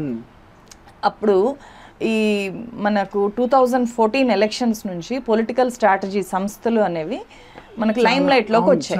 అప్పటిదాకా అంటే స్ట్రాటజిస్టులు ఎప్పటి నుంచో ఉన్నారు పాలిటిక్స్ లో, బట్ ఒక ఆర్గనైజ్డ్ గా కార్పొరేట్ స్థాయిలో రావడము అనేది అట్లా మొదలైంది. అప్పుడు మొదలైంది ఐపాక్ అనే సంస్థ మోడీ అనే వ్యక్తిని ఒక గుజరాత్ మోడల్ గా తీసుకొని వచ్చి, గుజరాత్ మోడల్ దేశాన్ని అసలు వెలిగించేస్తుంది, ఇంకా అన్ని రాష్ట్రాలని గుజరాత్ లాగా చేసేస్తారు, మోడీని ప్రధానమంత్రిని చేయాలి అని చెప్పి వాళ్ళు చాలా స్ట్రాటజిక్ గా మోదీ అనే క్యారెక్టర్ ని బిల్డ్ చేశారు.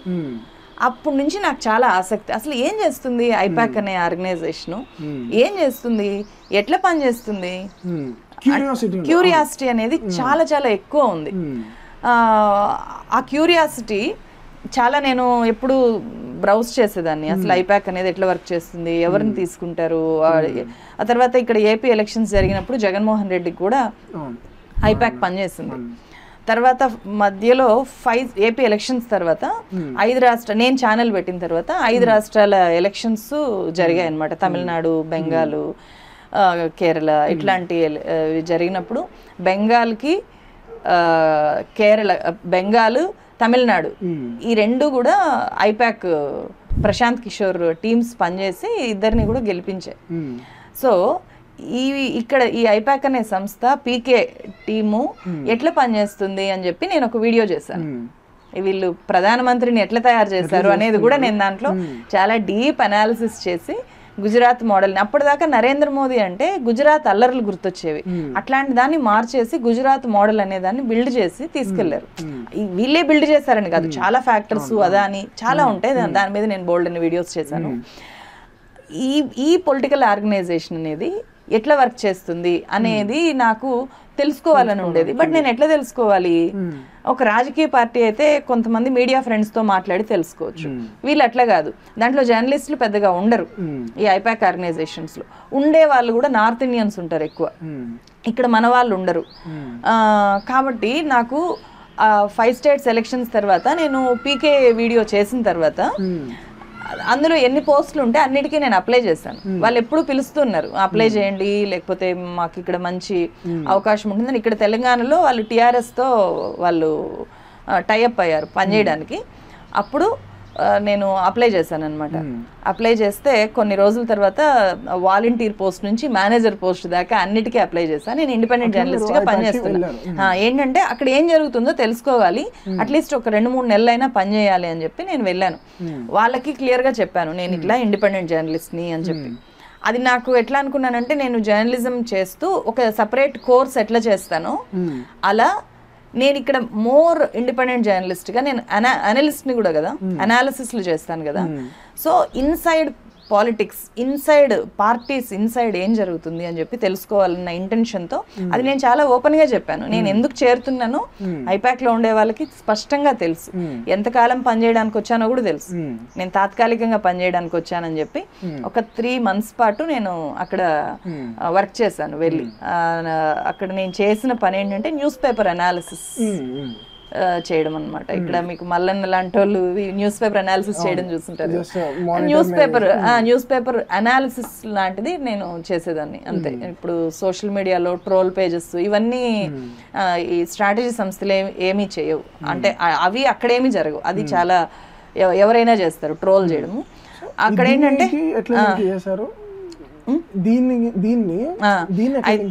అదే అట్లా కొంతకాలం చేసిన తర్వాత అప్పుడు నా ఛానల్లో వీడియోలు చాలా తక్కువ పోస్ట్ చేయడానికి అయ్యేది. అక్కడ హెవీ వర్క్ ఉండేది అనమాట. అంటే టైమింగ్స్ అవి నేను వెళ్ళి ఆఫీస్కి వెళ్ళి వర్క్ చేసి రావాల్సి వచ్చేది. మార్నింగ్ వెళ్తే నైట్ అయిపోయేది. నేను ఛానల్ని కంప్లీట్గా పక్కన పెట్టేయాలి. అప్పుడప్పుడు ఒక్కొక్క షార్ట్ వీడియో లేకపోతే ఏదైనా నేషనల్వి అప్పటికప్పుడే, అంటే వితౌట్ స్క్రిప్ట్ వర్క్ లేకుండా చేసేసేటివి ఏమైనా ఉంటాయి అవి మాత్రమే చేయగలిగాను ఆ పీరియడ్లో. మీరు చూస్తే కొంచెం వీడియోస్కి వెళ్తే చాలా లాంగ్ గ్యాప్స్ ఉంటాయి వీడియోస్ మధ్య. అప్పుడు అట్లా స్ట్రగుల్ అవుతూ చేశాను అనమాట. ఇంకా ఎట్లా అయిపోయిందంటే ఇంక ఇది చేయలేనేమో, అంటే ఛానల్ వర్క్ చేయలేను అక్కడ కొనసాగితే అని చెప్పి ఇది ఎఫెక్ట్ అయిపోతుందని చెప్పి మానేశాను. అందులోనూ ఇంకా అక్కడ తెలుసుకోవడానికి కూడా నాకు ఏమీ లేదని అర్థమైపోయింది. వాళ్ళు ఎలా పనిచేస్తున్నారు అనేవి నాకు తెలిసింది. నేను ఏమైతే తెలుసుకోవాలని వెళ్ళానో అవి నాకు అర్థమయ్యాయి. ఒక పొలిటికల్ స్ట్రాటజీ ఆర్గనైజేషన్ ఎట్లా వర్క్ చేస్తుంది, ఎట్లా లీడర్స్ ని తయారు చేస్తుంది అని చెప్పి, గవర్నమెంట్స్ ఏమైనా నడుపుతుందా, ఇవన్నీ అర్థమయ్యాయి నాకు. తెలుసుకోవాలనుకున్నది తెలుసుకున్న తర్వాత నేను ఇంక అక్కడ ఉండడం అనవసరం అయిపోయింది, నా కోర్స్ అయిపోయింది అనుకొని నేను ఇంకా వెంటనే మానేశాను. నేను నా వర్క్ నేను చేసుకుంటున్నాను. ఇది జరిగితే దీన్ని నేను ఇండిపెండెంట్ జర్నలిస్ట్గా ఈ ఎలక్షన్స్ గ్రౌండ్ రిపోర్ట్లో నేను మళ్ళీ నేషనల్ ఇష్యూస్ ఎక్కువ చేస్తూ, ఇక్కడ తెలంగాణలో అన్ఎంప్లాయీ ఇష్యూ ఎక్కువ ఉంది కాబట్టి నేను ఒక క్రెడిబుల్ జర్నలిస్ట్ని కాబట్టి వాళ్ళకి ఏ సమస్య వచ్చినా అన్ఎంప్లాయీస్ అంతా నాకు ట్వీట్లు చేయడము, నాకు మెసేజ్లు పెట్టడము చేసేవాళ్ళు, ఫోన్లు చేయడము. ఇలా Group 2 వాయిదా వేయాలి అనుకున్నప్పుడు కూడా అక్క మీరు వీడియో చేయండి, మన వాళ్ళకి అర్థం కావట్లేదు, గవర్నమెంట్లో ఉండే వాళ్ళకి మేము ఎందుకు వాయిదా అడుగుతున్నామో అర్థం కావట్లేదు అక్క, మేము చెప్పలేకపోతున్నాము, మేము 1000 ట్వీట్లు పెట్టినా కూడా పట్టించుకోవట్లేదు, మీరు చెప్తే మీరు అది వీడియో ట్విట్టర్లో సోషల్ మీడియాలో పోస్ట్ చేస్తే వాళ్ళు చూస్తారు, అట్లీస్ట్ మా ఇష్యూ అర్థమవుతుంది అన్నప్పుడు అప్పటికప్పుడు నేను వీడియో చేశాను. తర్వాత డెసిషన్ తీసుకుంది గవర్నమెంట్ కూడా, వాయిదా వేసింది. అట్లా అన్ఎంప్లాయీస్కి ఏంటంటే ఓహో అక్క చెప్తే నీట్గా ఎక్స్ప్లెయిన్ చేస్తుంది కాబట్టి ఇష్యూ అర్థమవుతుంది అనేది. ఇథనాల్ కంపెనీ వాళ్ళు కూడా ఇథనాల్ సమస్య వచ్చినప్పుడు అక్కడ దేశంలోనే దేశంలోనే చాలా పెద్ద ఇథనాల్ కంపెనీ ఇక్కడ వస్తుంది అనమాట, చిత్తనూరు ఇథనాల్ కంపెనీ అని చెప్పి. వాళ్ళు అప్పటికి పెద్ద పెద్ద మీడియా ఆర్గనైజేషన్స్లో వచ్చినా కూడా వాళ్ళకి సాటిస్ఫాక్షన్ లేదు, వాళ్ళ ఇష్యూని పూర్తిగా చెప్పారని చెప్పి.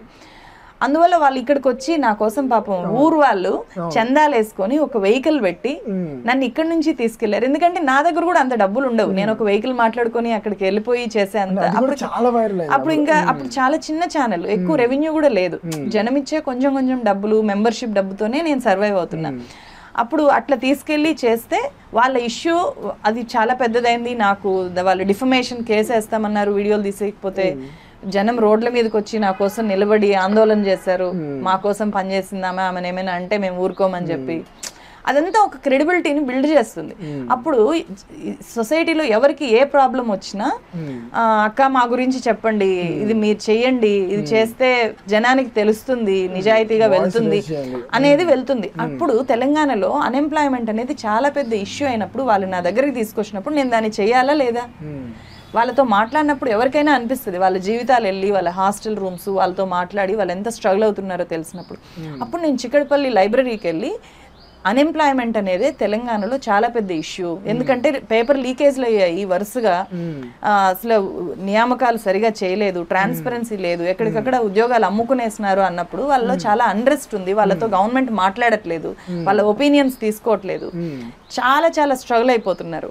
అప్పుడు నేను అక్కడికి వెళ్ళి ఇదే పెద్ద ఇష్యూ, ఎలక్షన్స్ ని ఇదే లీడ్ చేస్తుంది, ఎవరైతే నిరుద్యోగుల వైపు నిలబడతారో ఈ సమస్యను తీసుకెళ్తారో వాళ్ళే గెలవబోతున్నారు, ఇదే అతిపెద్ద ఇష్యూ అని చెప్పి చేస్తే బీఆర్ఎస్ వాళ్ళు ఏమనుకున్నారు, అది మాకు వ్యతిరేకంగా చేస్తుంది అని అనుకున్నారు.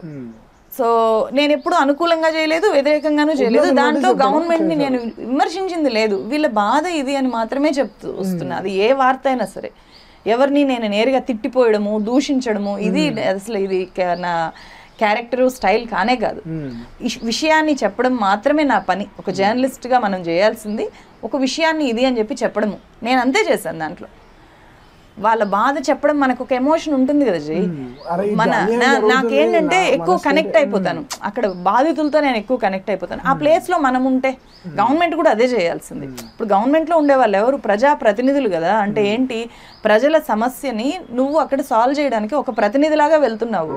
సో దాన్ని సాల్వ్ చేయాల్సిన బాధ్యత నీ మీద ఉంటుంది. అట్లా నేను ఒక జర్నలిస్ట్గా, ప్రజల్లో నుంచి వచ్చిన ఒక జర్నలిస్ట్గా, ఆ బాధ నా బాధ కూడా కదా. అక్కడ నా అన్నో, నా తమ్ముడో, నా కొడుకో ఉండొచ్చు, వాళ్ళ కష్టం కూడా కదా, ఫ్యూచర్ జనరేషన్ కదా. వాళ్ళు ఇంకేదైనా విపరీతమైన నిర్ణయాలు తీసుకుంటే దానికి ఎవరు బాధ్యత? మీరు చేసే తప్పు వల్ల వీళ్ళు ఎందుకు ఇక్కడ అనుభవించాలి? అప్పటికే చాలా సూసైడ్లు జరిగాయి. ఆ ఇష్యూని ఇలా నేను ఇప్పుడు మీకు ఎట్లా చెప్పాను, అది చెప్తే అది గవర్నమెంట్ కి వ్యతిరేకత ఎట్లా అవుతుంది? వ్యతిరేకం కాదు. నువ్వు గవర్నమెంట్ లో ఉన్నప్పుడు నువ్వు ఏం రియలైజ్ అవ్వాలి, అరే ఈమె ఇంత మంచి జర్నలిస్ట్ వెళ్ళి అక్కడ నిలబడి ఇది చెప్తోంది అంటే ఆ ఇష్యూ చాలా పెద్దది కదా. అదే తెలిసింది ఇది గ్రౌండ్ రియాలిటీ అని చెప్పి తెలుసుకోవాలి. కానీ వాళ్ళు ఏం చేశారు, వాళ్ళు అట్లా తెలుసుకోకుండా దాడి చేయడం మొదలు పెట్టారు నా మీద. దాడి చేయడం మొదలు చివరికి ఏం చేశారు, అదే కేటీఆర్ అక్కడ నేను మాట్లాడిన చాలా మందిని తీసుకెళ్లి అక్కడ కూర్చోబెట్టుకుని, లేదు మేము 4వ తేదీ 3వ తేదీ రిజల్ట్ వస్తే 4వ తేదీ మేము మీతో మాట్లాడతాము అని చెప్పి చెప్పారు. మొదటి నుంచి అదే పని చేయొచ్చు కదా అనేది వాళ్ళ డిమాండ్. టీఎస్పీఎస్సీని ప్రక్షాళన చేయడం కానీ, ట్రాన్స్పరెంట్గా ఎగ్జామ్స్ పెట్టడం కానీ, మీరు జస్ట్ హామీ ఇవ్వండి మా ముందుకు వచ్చేయని. వాళ్ళతో అప్పుడు మాట్లాడలేదు, ఎలక్షన్ స్టంట్ లాగా లాస్ట్ లో మాత్రమే మాట్లాడారు.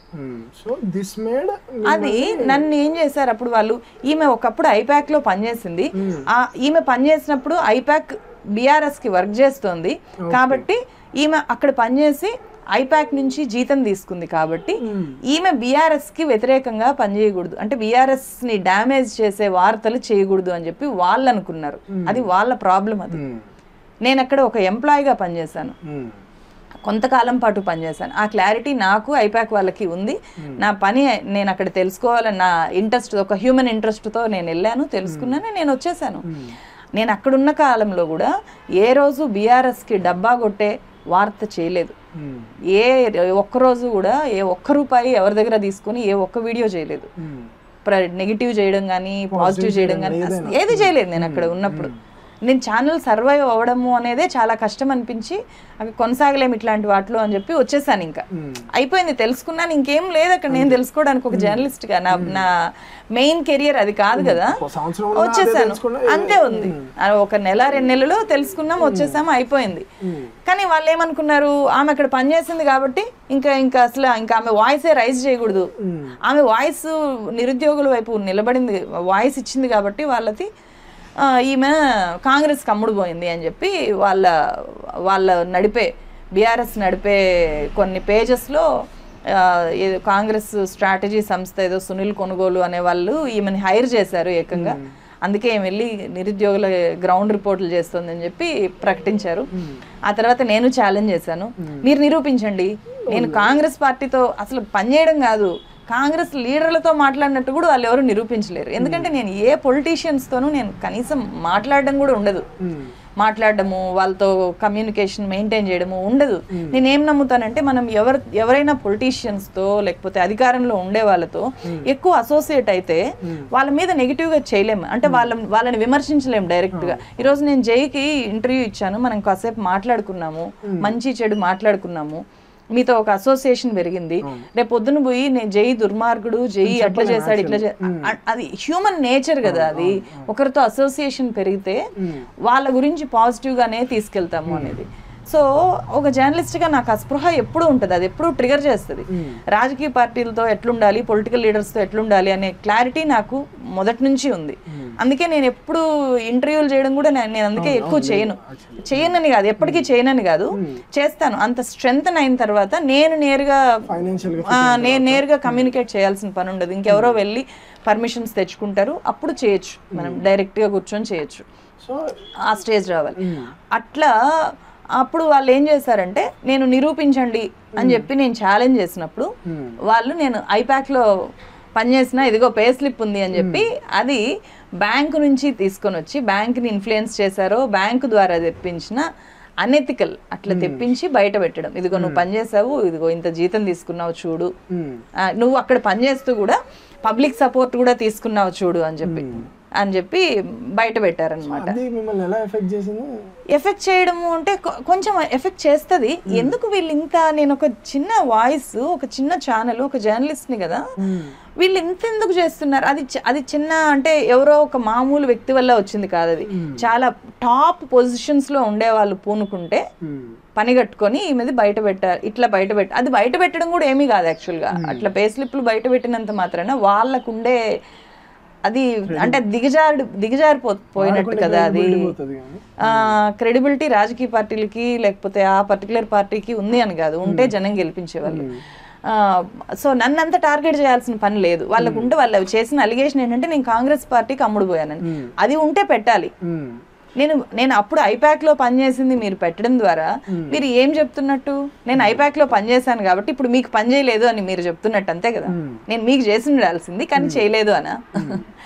సో అది పెట్టారు. నేను దానికి ఏమీ భయపడలేదు. నేను అప్పుడు ఐపాక్ లో పనిచేసినప్పుడు కూడా నేను బీఆర్ఎస్ కి అనుకూలంగా, అంటే అప్పుడు ఐపాక్ బీఆర్ఎస్ కలిసే ఉన్నాయి కాబట్టి బీఆర్ఎస్ కి సపోర్ట్ గా పనిచేస్తుంటే అప్పుడు నాకు క్రెడిబిలిటీ లేనట్టు. నేను ఐపాక్ దగ్గర డబ్బులు తీసుకొని బీఆర్ఎస్ కి డబ్బా కొట్టినట్టు. నేను అట్లా చేయలేదే. నేను నా జాబ్ ఏంటో, నా టైమింగ్స్ ఏంటో, నా జాబ్ నేను అక్కడ చేశాను. నా ఛానల్ని నేను తీసుకెళ్లి ఐపాక్ కింద పెట్టలేదు, నా ఛానల్ని నేను తీసుకెళ్లి ఏ పార్టీ కింద పెట్టలేదు, నా వాయిస్ ని నేను తీసుకెళ్లి పెట్టలేదు. నా ఎక్స్పెరిమెంట్లో భాగంగా నేను ఒక దగ్గరికి వెళ్ళాను. అది నేను ట్రస్ట్ చేసే, నేను చాలా గౌరవించే, అందరూ గౌరవించే మోస్ట్ ట్రస్టెడ్ జర్నలిస్ట్ల సలహాతో నేను వెళ్ళి ఐపాక్లో చేరాను. వాళ్ళు చాలా అప్రిషియేట్ చేశారు. నేను అక్కడ ఉన్నప్పుడు వాళ్ళకి చెప్పి వెళ్ళాను. ఈరోజు మనం చాలా గొప్ప అనలిస్ట్గా చెప్పే ఒక ప్రొఫెసర్ గారికి కూడా నేను చెప్పాను అక్కడ నేను చేస్తున్నాను సార్ అని. He appreciated a lot. నేను చాలా అభిమానించే ఒక మంచి పత్రిక ఎడిటర్ సలహాతో నేను వెళ్ళి చేరాను. దే అప్రిషియేటెడ్ ఎ లాట్ నా గట్స్ చూసి. ఎందుకంటే అది ఖచ్చితంగా గట్స్తో కూడుకున్న పని. ఒక జర్నలిస్ట్ అక్కడ చేరడము అంటే ఆమె ఇది నిలుపుకోగలగాలి, వాళ్ళకి దాసోహం అయిపోకూడదు, ఊడిగం చేసే స్థాయికి దిగజారిపోకూడదు. నేను అట్లా చేయలేదు. అదొక నాకు లెర్నింగ్గా వెళ్ళాను, వచ్చాను. దీన్ని వాళ్ళు బయట పెట్టారంటే అది వాళ్ళ దిగజారుడుతనం అని చెప్పి నేను అనుకున్నాను.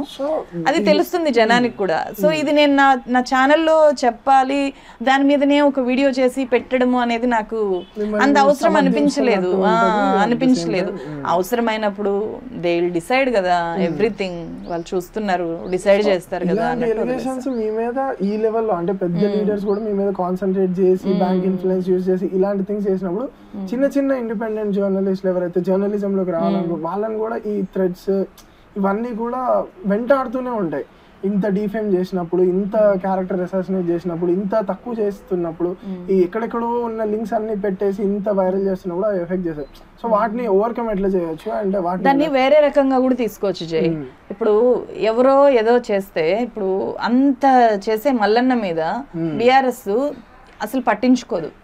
ఎందుకంటే ఆయన స్వభావం అదే చేస్తాడు కాబట్టి జనం దాన్ని ఎంత నమ్ముతారో వాళ్ళకు కూడా తెలుసు కాబట్టి పెద్దగా పట్టించుకోరు.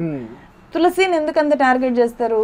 తులసి ఒక చిన్న వీడియో చేసినా కూడా అది ఇంపాక్ట్ చూపించింది చాలా సార్లు. గవర్నమెంట్ లో ఉన్నప్పుడు బీఆర్ఎస్ గవర్నమెంట్ కూడా వాటికి రెస్పాండ్ అయిన సందర్భాలు, డెసిషన్స్ తీసుకున్న సందర్భాలు బోలెడున్నాయి. కాబట్టి ఒక క్రెడిబుల్ వాయిస్ నే అటాక్ చేస్తారు. అట్లా అటాక్ చేసినప్పుడు మన క్రెడిబిలిటీ కూడా పెరుగుతుంది అని నేను అనుకుంటాను, మనం అక్కడ నిలబడితే. బట్ ఇమీడియట్ గా కొంతమందిలో నేను బ్యాడ్ అవ్వచ్చు, బట్ కొంచెం లాంగ్ రన్ లో తెలుస్తుంది కదా, దానికి నిలబడగలగాలి ఫస్ట్. భయపడిపోకూడదు.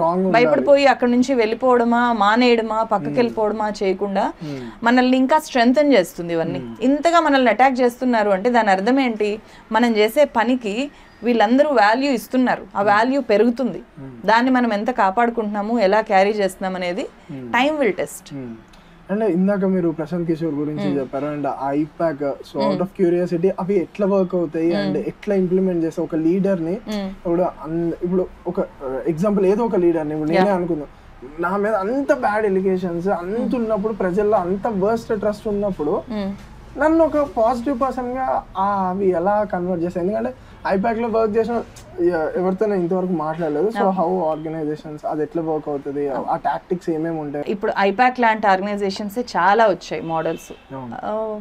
అవి ఎట్లా వర్క్ చేస్తాయి అంటే ఏమి మ్యాజిక్ ఏమీ లేదని అర్థమైంది నాకు అక్కడికి వెళ్ళి పనిచేసిన తర్వాత. మామూలుగా పొలిటికల్ పార్టీలు వాళ్ళ చుట్టూ ఉండే వాళ్ళకి పబ్లిక్ ఒపీనియన్ కరెక్ట్ గా తెలీదు. ఎందుకంటే ఇప్పుడు ఒక రాజకీయ పార్టీ చుట్టూ ఎవరు ఉంటారు, వాళ్ళని సపోర్ట్ చేసే వాళ్ళే ఉంటారు, వాళ్ళ పరిచయస్తులు కూడా వీళ్ళని సపోర్ట్ చేస్తారు. ఇప్పుడు నేను ఒక పొలిటీషియన్ గా సొసైటీలో ఎస్టాబ్లిష్ అయినప్పుడు నేను కలిసే వ్యక్తులు నాకు నేరుగా నెగిటివ్ ఫీడ్బ్యాక్ ఇవ్వరు, నేను చేసే తప్పుల్ని నేరుగా నాకు చెప్పరు. అప్పుడు వెనక చెప్తారు. నాకు గ్రౌండ్ రియాలిటీ అర్థం కాదు. మెయిన్ గా ఇవి చేసేది ఏంటంటే గ్రౌండ్ రియాలిటీ ఏంటి అని చెప్పడానికే ఈ పొలిటికల్ స్ట్రాటజీ సంస్థలు అవసరం. ఎప్పుడైనా వీళ్ళు గ్రౌండ్ రియాలిటీని ఎట్లా తెలుసుకుంటారంటే గ్రౌండ్ లోకి వెళ్ళడానికి టీమ్స్ ఉంటాయి, పొలిటికల్ క్యాంపెయిన్స్ మేనేజ్ చేయడానికి టీమ్స్ ఉంటాయి, పొలిటికల్ సర్వేస్ చేయడానికి వేరే వేరే టీమ్స్ ఉంటాయి. ఇప్పుడు చాలా మంది ఏమనుకుంటారంటే ఈ ఐపాక్ అనే సంస్థ కానీ లేకపోతే ఇట్లాంటి సంస్థలు కానీ సోషల్ మీడియాలో మొత్తం అందరినీ నెగిటివ్ చేయడము లేదా అపోజిషన్ పార్టీ మీద ట్రోల్స్ చేయడమే పనిగా పెట్టుకుంటాయి అని చెప్పి అనుకుంటాము. బట్ ట్రోల్స్ చేసే బృందాలు వేరేగా ఉంటాయి. నేను ఐపాక్ లో పనిచేసాను కాబట్టి ఐపాక్ లో నేను చూసినంత వరకు ట్రోల్స్ చేయండి అని చెప్పి ఈ ట్రోల్స్ చేసేది ఇది మెయిన్ పని కాదు అసలు. ఆ పని ఎక్కడ జరుగుతుందో నాకు కూడా తెలియదు. ఇప్పుడు బీజేపీ ఐటీ సెల్ అంటుంటాము, అది ట్రోల్స్ ఎక్కువ చేస్తుంటుందని నేను కూడా రాస్తూ ఉంటాను, చెప్తూ ఉంటాను. అట్లా బీఆర్ఎస్ ఇప్పుడు ట్రోల్స్ ని మెయింటైన్ చేస్తుంది, పార్టీల పరంగా కూడా మెయింటైన్ చేస్తాయి. అట్లాంటి ఒక ముఠాల్ని నేనైతే ఇప్పుడు వాళ్ళని ట్రోల్ ముఠాస్ అంటున్నాను, బాధితురాలని కూడా కాబట్టి వాటిని మెయింటైన్ చేస్తుంటే ప్రతి పార్టీ కూడా ఇప్పుడు అట్లాంటి ట్రోల్ ముఠాల్ని తయారు చేసుకుంది. మెయిన్ గా ఐపాక్ అనేది ఏం చేస్తుంది అంటే సర్వే రిపోర్ట్స్ చేస్తుంది, ఫోన్ కాల్స్ చేసి జనం దగ్గర నుంచి ఒపీనియన్స్ తీసుకోవడము, పాలసీస్ మీద ఇప్పుడు గవర్నమెంట్ ఒక డెసిషన్ తీసుకుంటే దాని మీద నెగిటివ్ ఇంపాక్ట్ ఏంటి, డేటా ఆధారంగా పనిచేయడము, లబ్ధిదారుల ఆధారంగా పనిచేయడము, ఫీడ్బ్యాక్ ఆధారంగా దాని మీద నెగిటివిటీ ఏమైనా ఉంటే దాన్ని తీసుకొని వచ్చి చెప్పడము. ఇవి స్ట్రాటజీ ప్లాన్ చేయడం అంటే ఏదో ఊహించి అట్లా ఉండదు. ఇప్పుడు ప్రశాంత్ కిషోర్ మంచి గొప్ప స్ట్రాటజిస్ట్ అంటే అతని బుర్ర ఏమి మనకంటే ప్రత్యేకంగా ఏమీ ఉండదు. గ్రౌండ్ లో రకరకాల టీమ్స్ పనిచేస్తే వాళ్ళందరూ కలిసి ఇచ్చే ఒక రిపోర్ట్ ఫైనల్ గా ప్రశాంత్ కిషోర్ ముందుకు వస్తే ఓహో ఇది గ్రౌండ్ రియాలిటీనా, ఇట్లా గ్రౌండ్ రియాలిటీ ఉన్నప్పుడు ఏం చేయాలి, ఎట్లాంటి డెసిషన్స్ తీసుకోవాలి, ఎట్లాంటి ఇప్పుడు ప్రజల ఒపీనియన్ ని మార్చాలి అంటే ఏం ఇంప్లిమెంట్ చేయాలి గవర్నమెంట్ కానీ లేదా పార్టీ కానీ.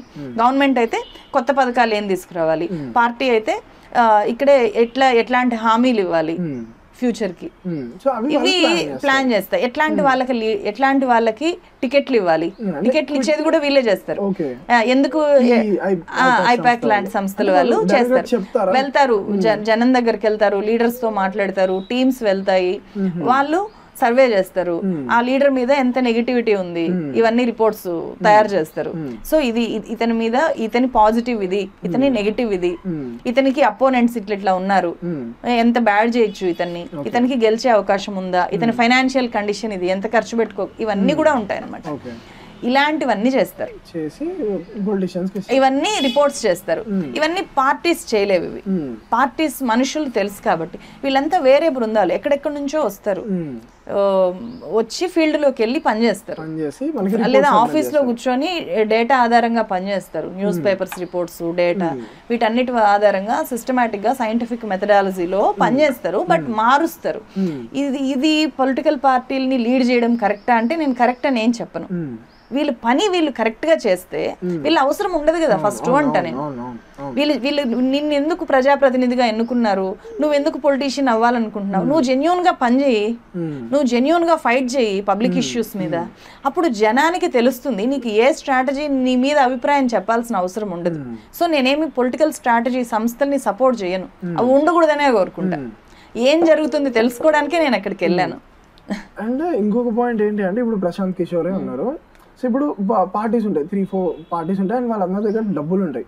సో ఇప్పుడు ఈయన రేషియో బాగుంది అనుకుందాం, ఈయన బీజేపీకి సపోర్ట్ చేసిన అది గెలిచింది, అండ్ జగన్ కి సపోర్ట్ చేసిన ఆ పార్టీ గెలిచింది అని అనుకుందాం. సో ఇప్పుడు ఈ పార్టీస్ అందరి దగ్గర డబ్బులు ఉంటాయి కాబట్టి ప్రతి పార్టీ అదే కంపెనీని కొనుక్కోలేదా అంటే నా పాయింట్ అట్లుండదు. లేదు, ఇప్పుడు ప్రశాంత్ కిషోర్ ఐపాక్ కంపెనీ ఏదైతే ఉందో ఇప్పుడు ఈ పార్టీ 5 కోట్లు ఇస్తే వీళ్ళకి సపోర్ట్ చేస్తున్నారు, లేదా వీళ్ళకన్నా వీళ్ళు ఎక్కువ ఇచ్చి వాళ్ళని తీసుకోవడానికి ఛాన్స్ లేదా, లేకపోతే అంటే ఓకే ఇప్పుడు మీరు ఈ పార్టీకే సపోర్ట్ చేయాలి ఐపాక్ అనే కంపెనీ, వై నాట్ ఈ పార్టీ, లేదా మనీ రేషియోనా, లేకపోతే వాళ్ళ మ్యూచువల్ రిలేషన్స్ ఎట్లుంటాయి, మ్యూచువల్ బెనిఫిట్స్ ఎట్లుంటాయి అన్నది. మామూలుగా అయితే వాళ్ళు అంటే అతను ప్రశాంత్ కిషోర్ నన్ను ఎవరు కొనలేరు, నేనే చూస్ చేసుకుంటాను ఎవరితో వర్క్ చేయాలి అనేది మామూలుగా చెప్తూ ఉంటాడు. అట్లా వీళ్ళు అప్రోచ్ అవ్వచ్చు, 2 రకాలుగా జరగచ్చు. వీళ్ళు ఎవరితో టైఅప్ అవుతారు అనేది 2 types లో జరగచ్చు. వీళ్ళు మనం పలానా పార్టీకి పనిచేద్దాము, వాళ్ళని అప్రోచ్ అవుదాము, ఒక ప్రపోజల్ తయారు చేసుకుని వెళ్దాము అని చెప్పి వీళ్ళు వెళ్ళొచ్చు. లేదంటే వాళ్ళు కూడా మాకు పని చేస్తావా అని చెప్పి, ఇప్పుడు ఐపాక్ అనేది చాలా ఫేమస్, ప్రశాంత్ కిషోర్ ఫేమస్ కాబట్టి చాలా పార్టీలు అతన్ని పనిచేయడానికి ఆఫర్ చేయొచ్చు. ఆ ఆఫర్ చేసినప్పుడు ఎవరిది తీసుకోవాలి అనేది కూడా మళ్ళా వాళ్ళు సర్వే చేసుకుంటారు, ఎట్లా తీసుకోవాలి, ఎవరిది తీసుకుంటే వాళ్ళ క్రెడిబిలిటీ కాపాడుకోవడం వాళ్ళకి కూడా చాలా ఇంపార్టెంట్ కదా. సో ఎవరికి ఎట్లా ఛాన్స్ ఉంది, మనకు ఈజీగా వాళ్ళకు కూడా కొంత ఫ్రీ హ్యాండ్ ఇవ్వాలి, మనీ ఇవ్వాలి, మనకు మనీ ఇస్తూ మనం ఇచ్చే సూచనల్ని యాక్సెప్ట్ చేసేలాగా ఎవరున్నారు, మనకు అనుకూలంగా ఎవరున్నారు, మనం చెప్పేవన్నీ వింటారా. ఎందుకంటే వీళ్ళు చెప్పేవి విన్నప్పుడే వీళ్ళు ఇంప్లిమెంట్ చేస్తారు. అట్లీస్ట్ ప్రతి ఒక్కరు మేము గెలిపిస్తాము అనే హోప్ అయితే ఉంటది కదా, ఎవరికైనా అదే నమ్ముతారు కదా. మేము గెలుస్తామని లీడర్స్ అనుకుంటారు, మేము గెలిపిస్తామని వీళ్ళు అనుకుంటారు. ఒకటి వర్కౌట్ అవ్వాలంటే వీళ్ళతో వర్కౌట్ అవుతుందా లేదా అనేది వాళ్ళు ప్రైమరీగా వాళ్ళు సర్వే చేసుకున్న తర్వాత పలానా పార్టీతో పనిచేద్దాం అనేది అనుకుంటారు ఇద్దరి మధ్య. ఇప్పుడు కాంగ్రెస్ కి చేయాలనుకునింది కదా, జాతీయ స్థాయిలో చేయాలి అని చెప్పి పీకే వెళ్ళి ఈ మొత్తం గ్రౌండ్ వర్క్ చేసుకొని వెళ్తే రాహుల్ గాంధీ అస్సలు మీ పార్టీ మాకు అక్కర్లేదని పక్కకు పెట్టేసినట్టున్నారు.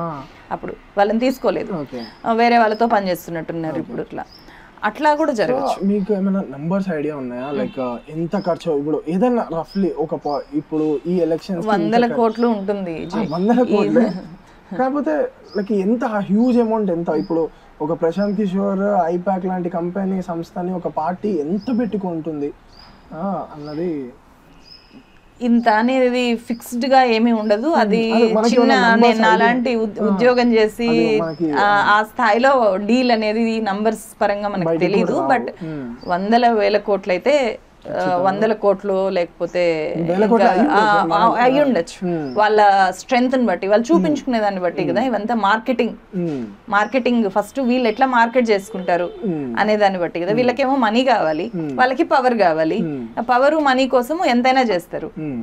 సో అలా ఉంటుంది, వీళ్ళు టీమ్ ని బిల్డ్ చేసి వెళ్తారు. ఇంకో పాయింట్ ఇందాక మీరు చెప్పారు, జై ఇప్పుడు నేను నీతో కొంచెం ర్యాప్ పెంచుకున్నాను అని బయటికి వెళ్ళి నేను ఎగ్నెస్ట్ గా మాట్లాడలేను, అది హ్యూమన్ నేచర్ అన్నట్టు అన్నారు. సో జర్నలిస్టులు అంటేనే న్యూట్రల్ గా ఉండాలి యాక్చువల్ గా. సో న్యూట్రల్ గా ఉండాల్సినప్పుడు ఖచ్చితంగా ఏదో ఒక పాయింట్ వస్తుంది, మీరు ఇటా అని నిర్ణయించుకోవాల్సిన టైం వస్తుంది ఏదో ఒక పాయింట్ దగ్గరైనా. సో అలాంటప్పుడు మీరు అంటే ఎట్ సైడ్ ప్రిఫర్ చేస్తారు? ఇప్పుడు మామూలు న్యూస్ పేపర్స్ లో పనిచేసే జర్నలిస్టులకేమో అట్లాంటి అసోసియేషన్స్ తప్పవు.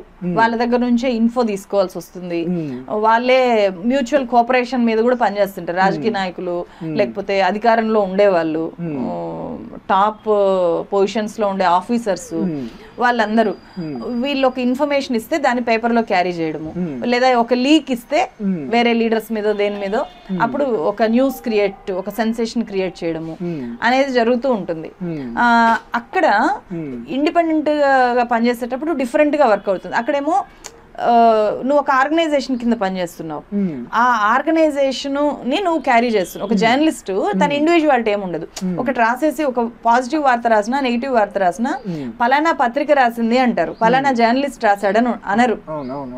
అతను ఎంత ర్యాపో మెయింటైన్ చేసినా కూడా అతను ఇప్పుడు ఒక సంస్థలో ఒక మామూలు మెయిన్ స్ట్రీమ్ మీడియాలో ఒక జర్నలిస్ట్ ఉన్నాడు, ఒక పొలిటీషియన్తో బాగా మాట్లాడుతున్నాడు, పొలిటీషియన్తో ఫ్రెండ్షిప్ చేస్తున్నాడు, అయినా సరే ఆ పార్టీ మీద రాయాల్సి వచ్చినప్పుడు పాజిటివ్ నెగిటివ్ గానే రాయాల్సి వచ్చినప్పుడు రాస్తాడు.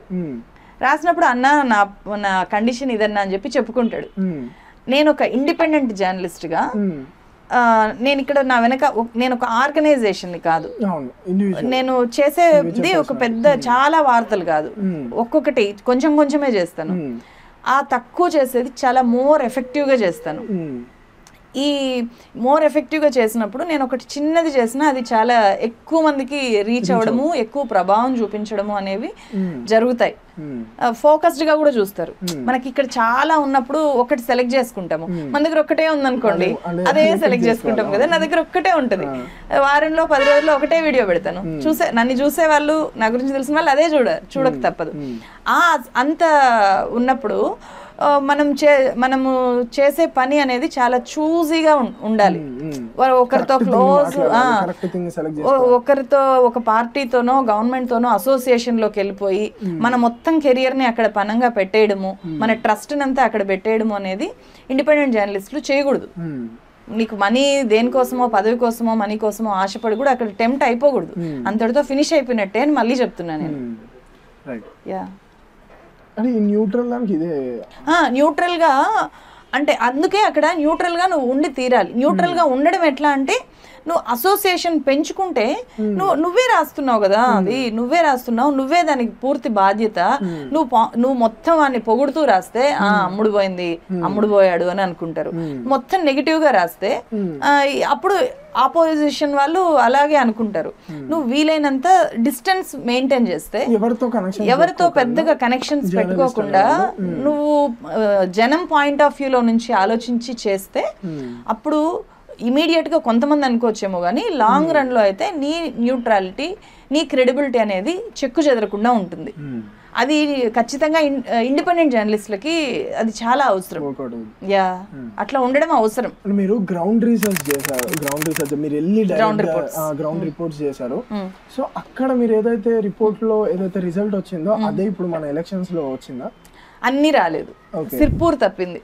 సిర్పూర్ లో నేను మొత్తం చేయలే, అంటే ఎక్కడికి వెళ్ళినా నా గ్రౌండ్ రిపోర్ట్స్ లో నేను చెప్పింది కూడా నేను అవ్వదు. నియోజకవర్గంలో 6-7 మండలాలు ఉంటాయి. ఒక రోజులో మనం 6-7 మండలాలు అసలు కవర్ కూడా చేయలేం.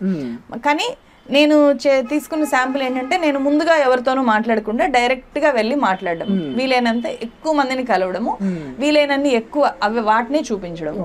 నేను దానికి ఎట్లా ఒక పద్ధతి పెట్టుకున్నానంటే, ఇప్పుడు నేను ఒక దగ్గరికి వెళ్ళినప్పుడు అక్కడ ఎక్కువ నెగిటివిటీ ఉండేటివి చూపిద్దాం. ఇప్పుడు నేను 100 మందితో మాట్లాడినాను, 100 మందిని చూపించలేను. అప్పుడు నేను ఏం చేస్తానంటే ఏది ఎక్కువ ప్రాబ్లం అంటే ఎక్కువ నెగిటివ్ గా చెప్పినవి, ఎక్కువ పాజిటివ్ గా చెప్పినవి, రెండూ అవసరం. ఆ రెండింటిని మనం ఈక్వల్ గా చూపించినప్పుడు జనానికి అర్థమైపోతుంది అక్కడ సిచ్యువేషన్ ఎట్లా ఉంది అని చెప్పి. అట్లానే కొడంగల్లో, సిరిసిల్లలో, గోషామహల్లో, అట్లనే సిర్పూర్, వీటిలో నేను అలాగే వెళ్ళాను. సిర్పూర్లో ఏమైంది అంటే అర్బన్ ఏరియాకి మాత్రమే వెళ్ళగలిగి, అక్కడ చాలా దూరం ఉంటది, ఒక్కొక్క ఊరు చాలా దూరంగా ఉంటాయి, ట్రావెల్ చేయడం కూడా చాలా కష్టము. వర్స్ట్ రోడ్స్ ఉన్నాయి. మామూలుగా మన రోడ్ల మీద 10 నిమిషాల్లో వెళ్ళేది అక్కడ గంట పైన పట్టేది అనమాట, అంత బ్యాడ్ రోడ్స్ ఉన్నాయి.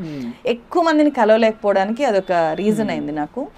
నేను టౌన్లో కాగజ్ నగర్లో, సిర్పూర్లో, టౌన్లో కవర్ చేస్తే టౌన్లో ఎక్కువ ప్రచారం జరిగింది, చదువుకున్న వాళ్ళు ఎక్కువ ఉంటారు, ఆలోచించారు, మీటింగ్స్ ఎక్కువ జరిగాయి, వాళ్ళు కూడా ఎక్కువ టౌన్లో క్యాంపెయిన్ చేశారు, వాళ్ళ ప్రభావం అక్కడ కనిపించింది. అదే నా గ్రౌండ్ రిపోర్ట్లో రిఫ్లెక్ట్ అయింది. రూరల్ సిర్పూర్లో వీళ్ళు రీచ్ అవ్వడము, అక్కడ ఆలోచింపజేయడము అనేది కూడా అక్కడ వాళ్ళకి అది కష్టమైంది. నేను అక్కడికి వెళ్ళలేకపోయాను.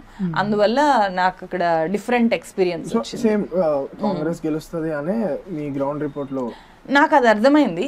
ఆ వేవ్ అట్లా ఉంది, జనము అట్లా అనుకుంటున్నారని. అంటే అది వేవ్ కాంగ్రెస్ ని గెలిపించాలి అనేది లేదు, యాక్చువల్ గా బీఆర్ఎస్ ని ఓడించాలి అనేది అయితే జనంలో కనిపించింది. గ్రౌండ్ రిపోర్ట్ లో ఖచ్చితంగా కనిపించింది. తెలుసుకున్నాను. సో అయితే నాకు ఈ పాయింట్ చెప్పండి తులసి గారు. బర్రెలక శిరీష ఐడియా ఉండండి, మీరు వెళ్ళి గ్రౌండ్ రిపోర్ట్ కూడా చేశారు. సో అక్కడ గ్రౌండ్ రిపోర్ట్ లో ఏమొచ్చింది? అక్కడ గ్రౌండ్ రిపోర్ట్ లో కూడా అదే నేను చెప్పిందే వాస్తవం అయింది. శిరీషకి కొంతమంది అయితే 1000-2000 ఓట్లే వస్తాయని చెప్పారు అక్కడ వాళ్ళు. 1500 ఓట్లు వస్తాయని చెప్పారు. బట్ ఆమెకి 5700 దాకా, ఆల్మోస్ట్ 6000 ఓట్స్ వచ్చాయి. అంత బాగా వచ్చాయి. సో అది చాలా మంచి నంబర్ అనుకోవాలి యాక్చువల్గా అటు గ్రౌండ్లో. ఎందుకంటే నేను ఎందుకు వెళ్ళానంటే చాలా మంది అడిగారు, మీరు వెళ్ళండి అక్కడ గ్రౌండ్ రియాలిటీ ఏముందో చెప్పండి అని చెప్పి. పాపం ఆమెకు తిరగడానికి టైమే లేదు కదా, ఆమెకి హార్డ్లీ 6 days కూడా తిరగలేదు ఆమె గ్రౌండ్లో. అప్పుడు కూడా ఎక్కువ మంది మీడియా వాళ్ళు వెళ్ళి ఆమె చుట్టూ యూట్యూబ్ ఛానల్స్, ఇంటర్వ్యూస్ కోసము చాలా ఇబ్బంది పెట్టేశారు అమ్మాయిని. బాగా తిరగనించి ఒక 3 నెలలు కనుక ఆమె కష్టపడి ఉంటే గట్టిగా పోటీ ఇవ్వగలిగేది. యంగ్ ఎమ్మెల్యేస్ కానీ ఇప్పుడు గెలిచారు ఇద్దరు, రోహిత్ మన్నెంపల్లి కానీ ఇంకొకరు కానీ, అంటే శిరీష పోటీ చేయడం కానీ, వీళ్ళ గ్రౌండ్ రిపోర్ట్స్ మీకు ఐడియా ఉంటుంది. సో జెన్యూన్ అంటే ఎట్లా వర్క్ అవుతుంది యూత్ పాలిటిక్స్ కి రావడం, అది జెన్యూన్ గానే వస్తున్నారా లేకపోతే పార్టీ ఫేసెస్ వేసుకొని యూత్ ఎప్పటి నుంచో యూత్ రావాలి అనుకుంటూ, అంటే యూత్ వస్తే మారుద్ది అని చాలా మంది ఎప్పటి నుంచో నమ్ముతున్నారు. కానీ ఈ వచ్చే యూత్ వాళ్ళ గ్రౌండ్ రిపోర్ట్స్ ఎలా ఉన్నాయి? ఇప్పుడు ఒక హోప్ అయితే క్రియేట్ చేసింది జై. ఈ అమ్మాయి అంటే మనం ఎలాంటి వాళ్ళమైనా సరే, చాలా మంది నిరుద్యోగులు మనం కూడా తను శిరీషలాగా మనం ఎందుకు నామినేషన్ వేసి ఉండకూడదు, చాలా మంది వేశారు, వాళ్ళ గురించి పెద్దగా తెలియదు. శిరీష వేశాక చాలా మంది కాదు, మామూలుగా కూడా ఎప్పుడు ఇండిపెండెంట్ వేస్తారు, నిరుద్యోగులు వేశారు చాలా చోట్ల. కానీ వాళ్ళకి ఏంటంటే ఆల్రెడీ వాళ్ళ మీద వాళ్ళ ఫస్ట్ టైం కదా, ఈమె ఆల్రెడీ కొంత ఎస్టాబ్లిష్ అయింది. అంతకు ముందు కూడా ఆమెని చాలా ట్రోల్ చేయడము, కేసులు పెట్టడము, ఒక గ్రౌండ్ సోషల్ మీడియాలో గ్రౌండ్ క్రియేట్ అయింది. ఆమె సోషల్ మీడియాలో ఎప్పటి నుంచో ఒక గ్రౌండ్ క్రియేట్ అయింది. ఆమె ఇప్పుడు దాన్ని వేరే వైపుగా తీసుకెళ్ళింది. తన చుట్టూ క్రియేట్ అయిన ఒక అట్మాస్ఫియర్ ని ఆమె ఎలక్షన్స్ వైపు టర్న్ చేసుకోగలిగింది అక్కడ.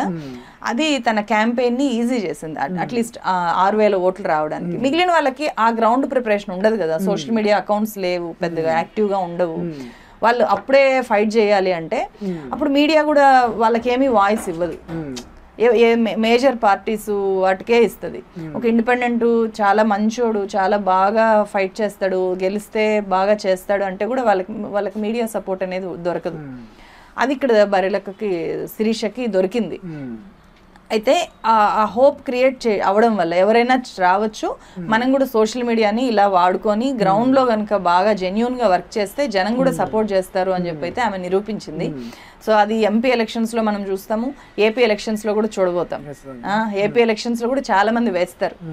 మళ్ళీ ఇంత ఈమెకు వచ్చినంత సపోర్ట్ వాళ్ళకి వస్తుందా అంటే చెప్పలేము. ఎందుకంటే ఎక్కువ మంది వేసేసినప్పుడు కూడా జనానికి ఇప్పుడు ఈమె వేయడం అయితే కొత్త, మళ్ళీ అందరు వేసినప్పుడు అంత ఉండకపోవచ్చు, అంత ప్రచారం వాళ్ళకి రాకపోవచ్చు. బట్ ఒక మార్గము, మిగిలిన పొలిటీషియన్స్ ఉంటారు కదా, వీళ్ళు అక్కడ ఉండే మిగిలిన అభ్యర్థులు, వాళ్ళలో వీళ్ళు బాధ్యత పెంచగలుగుతారు. మనం జాగ్రత్తగా పనిచేయకపోతే వీళ్ళు రెడీగా ఉండి మనల్ని క్వశ్చన్ చేస్తారు. అట్లీస్ట్ నామినేషన్ వేయడం ద్వారా కూడా క్వశ్చన్ చేస్తారు. సో వీళ్ళు గెలిచారు కదా ఇప్పుడు ఈ young MLAs Yashaswini Reddy and Rohit Mannepalli.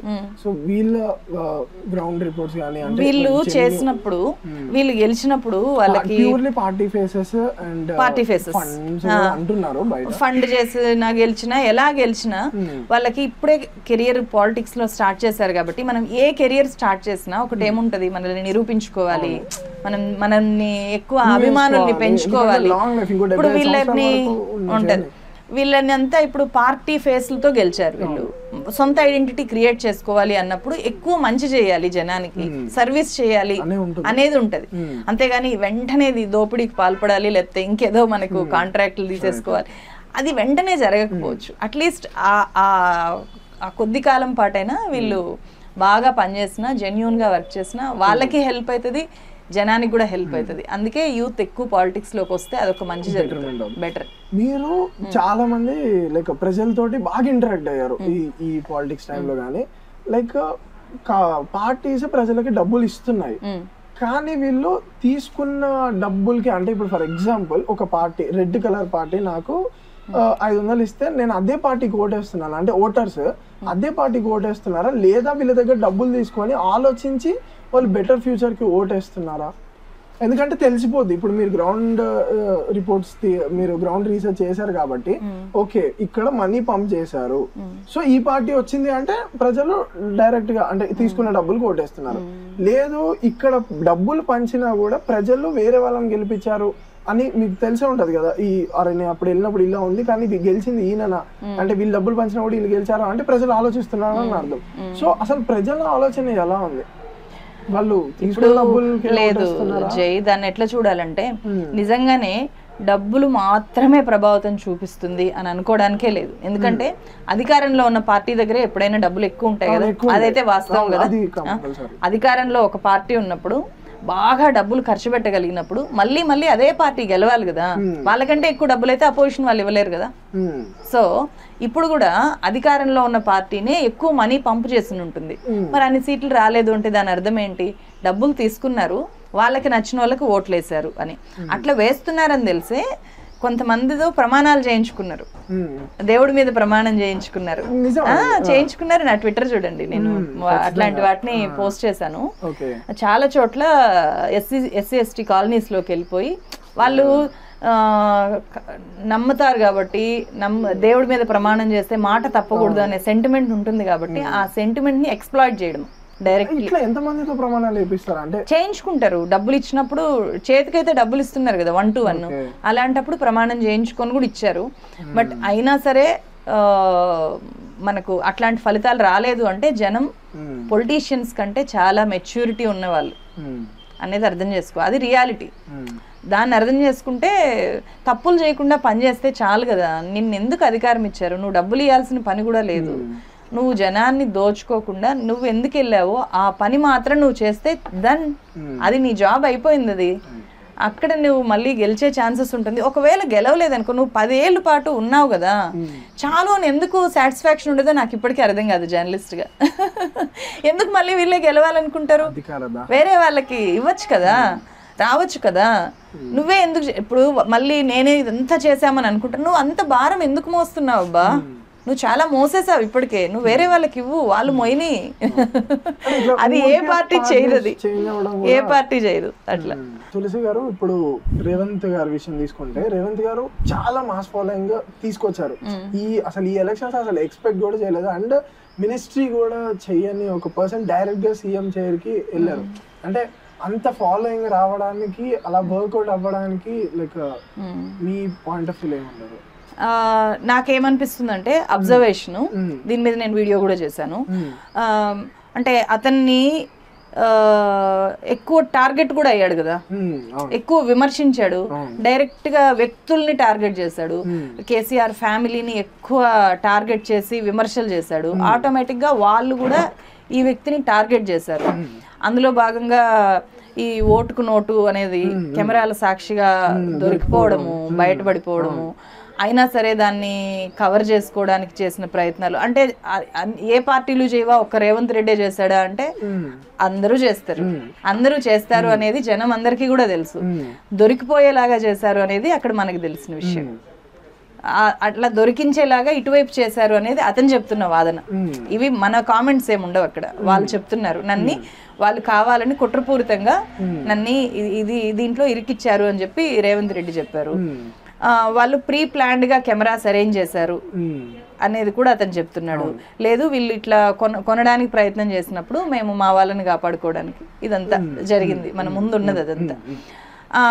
అప్పుడు ఒక వ్యక్తి మీద నెగిటివ్గా ఒక గవర్నమెంట్ ఎవరైనా సరే నెగిటివ్గా పాజిటివ్గా అని కాదు, టార్గెట్ అయినప్పుడు ఒక వ్యక్తి అతను చేసే ఫైట్ తర్వాత అతన్ని వేరే తీరానికి తీసుకొని వెళ్తుంది.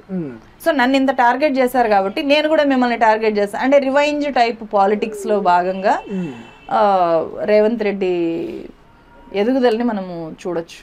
అండ్ ఇప్పుడు ఏపీ పాలిటిక్స్ విషయం వస్తే దాని మీద కూడా మీరు ఖచ్చితంగా రీసెర్చ్ చేస్తూ ఉంటారు. ఇప్పుడు రేవంత్ గారు గెలవడం అది ఏపీ పాలిటిక్స్కి ఏ విధంగా హెల్ప్ అవ్వచ్చు? అంటే బయట ఎట్లుంది అంటే ఇంకా ఏపీలో టీడీపీకి మనీ పంప్ అవుతాయి, బయట ఉన్న పర్సెప్షన్ పంప్ అవుతాయి, సో టీడీపీ వచ్చే ఛాన్సెస్ ఉంది, సో అట్లా ఉందన్నమాట. సో ఏ విధంగా హెల్ప్ అవ్వచ్చు అంటే ఏ విధంగా తీసుకోవచ్చు? అంటే ఒకటి యాంటీ ఇన్కంబెన్సీ, ఇక్కడ యాంటీ ఇన్కంబెన్సీ వచ్చింది కాబట్టి అక్కడ కూడా వ్యతిరేకత ప్రజల్లో నుంచి వ్యతిరేకతకి అవకాశం ఉంటుంది అని చెప్పే అనాలిసిస్లు అవి వస్తుండొచ్చు.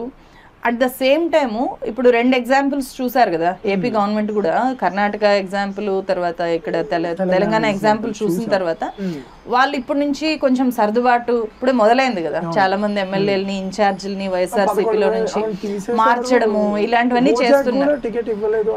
ఇలాంటివి చాలా అక్కడ పాలిటిక్స్ లో ఒక కొంత అలజడి అయితే మొదలైంది, ఇప్పటి నుంచే మొదలై ఒక మనకు పొలిటికల్ వేడి అంటే ఎలక్షన్ వేడి అనేది మొదలైపోయింది. ఇది చూడాలి మరి డైరెక్ట్ గా ఎఫెక్ట్ ఉంటుందా అంటే ఉంటుందని చెప్పలేము. ఎందుకంటే ఇక్కడ కాంగ్రెస్ పార్టీ అంటే ఇక్కడ ఇప్పుడు టిఆర్ఎస్ ఒక కేసీఆర్ కేటీఆర్ అని చెప్పినట్లు కాంగ్రెస్ పార్టీ అంటే కేవలం రేవంత్ రెడ్డే అని చెప్పే కండిషన్ కూడా లేదు కదా, మిగతా లీడర్స్ కూడా చాలా స్ట్రాంగ్ లీడర్స్ ఉన్నారు. వీళ్ళు దాన్ని మనం అందుకనే ఏమీ కామెంట్ చేయలేం. అది కామెంట్ చేయడానికి నా దగ్గర ఏం ఆధారాలు ఉంది, ఆధారం ఏం లేదు నా దగ్గర లేదు కాబట్టి ఏం చెప్పలేము. బట్ మనం అర్థం చేసుకోవాల్సింది ఏంటంటే జనం చాలా తెలివైన వాళ్ళు, ఎంత ఇన్ఫ్లుయెన్స్ చేసినా ఎన్ని వచ్చినా జనాల్లో ఏది ఉంటే జనం మైండ్లో ఏది ఫిక్స్ అయితే అదే ఫలితం వస్తుంది. ఎవరు చేసినా జనాన్ని మార్చడానికి ట్రై చేయొచ్చు, పార్టీస్ అన్నీ జనాన్ని వాళ్ళ వైపు తిప్పుకోవడానికి ప్రయత్నం చేయొచ్చు, దాంట్లో తప్పేం లేదు. ఆ ప్రయత్నంలో ఏ పార్టీ విన్ అయితే ఆ పార్టీకి అధికారం వస్తుంది. సో ఒక్కసారి ఈ వీడియో చూడండి.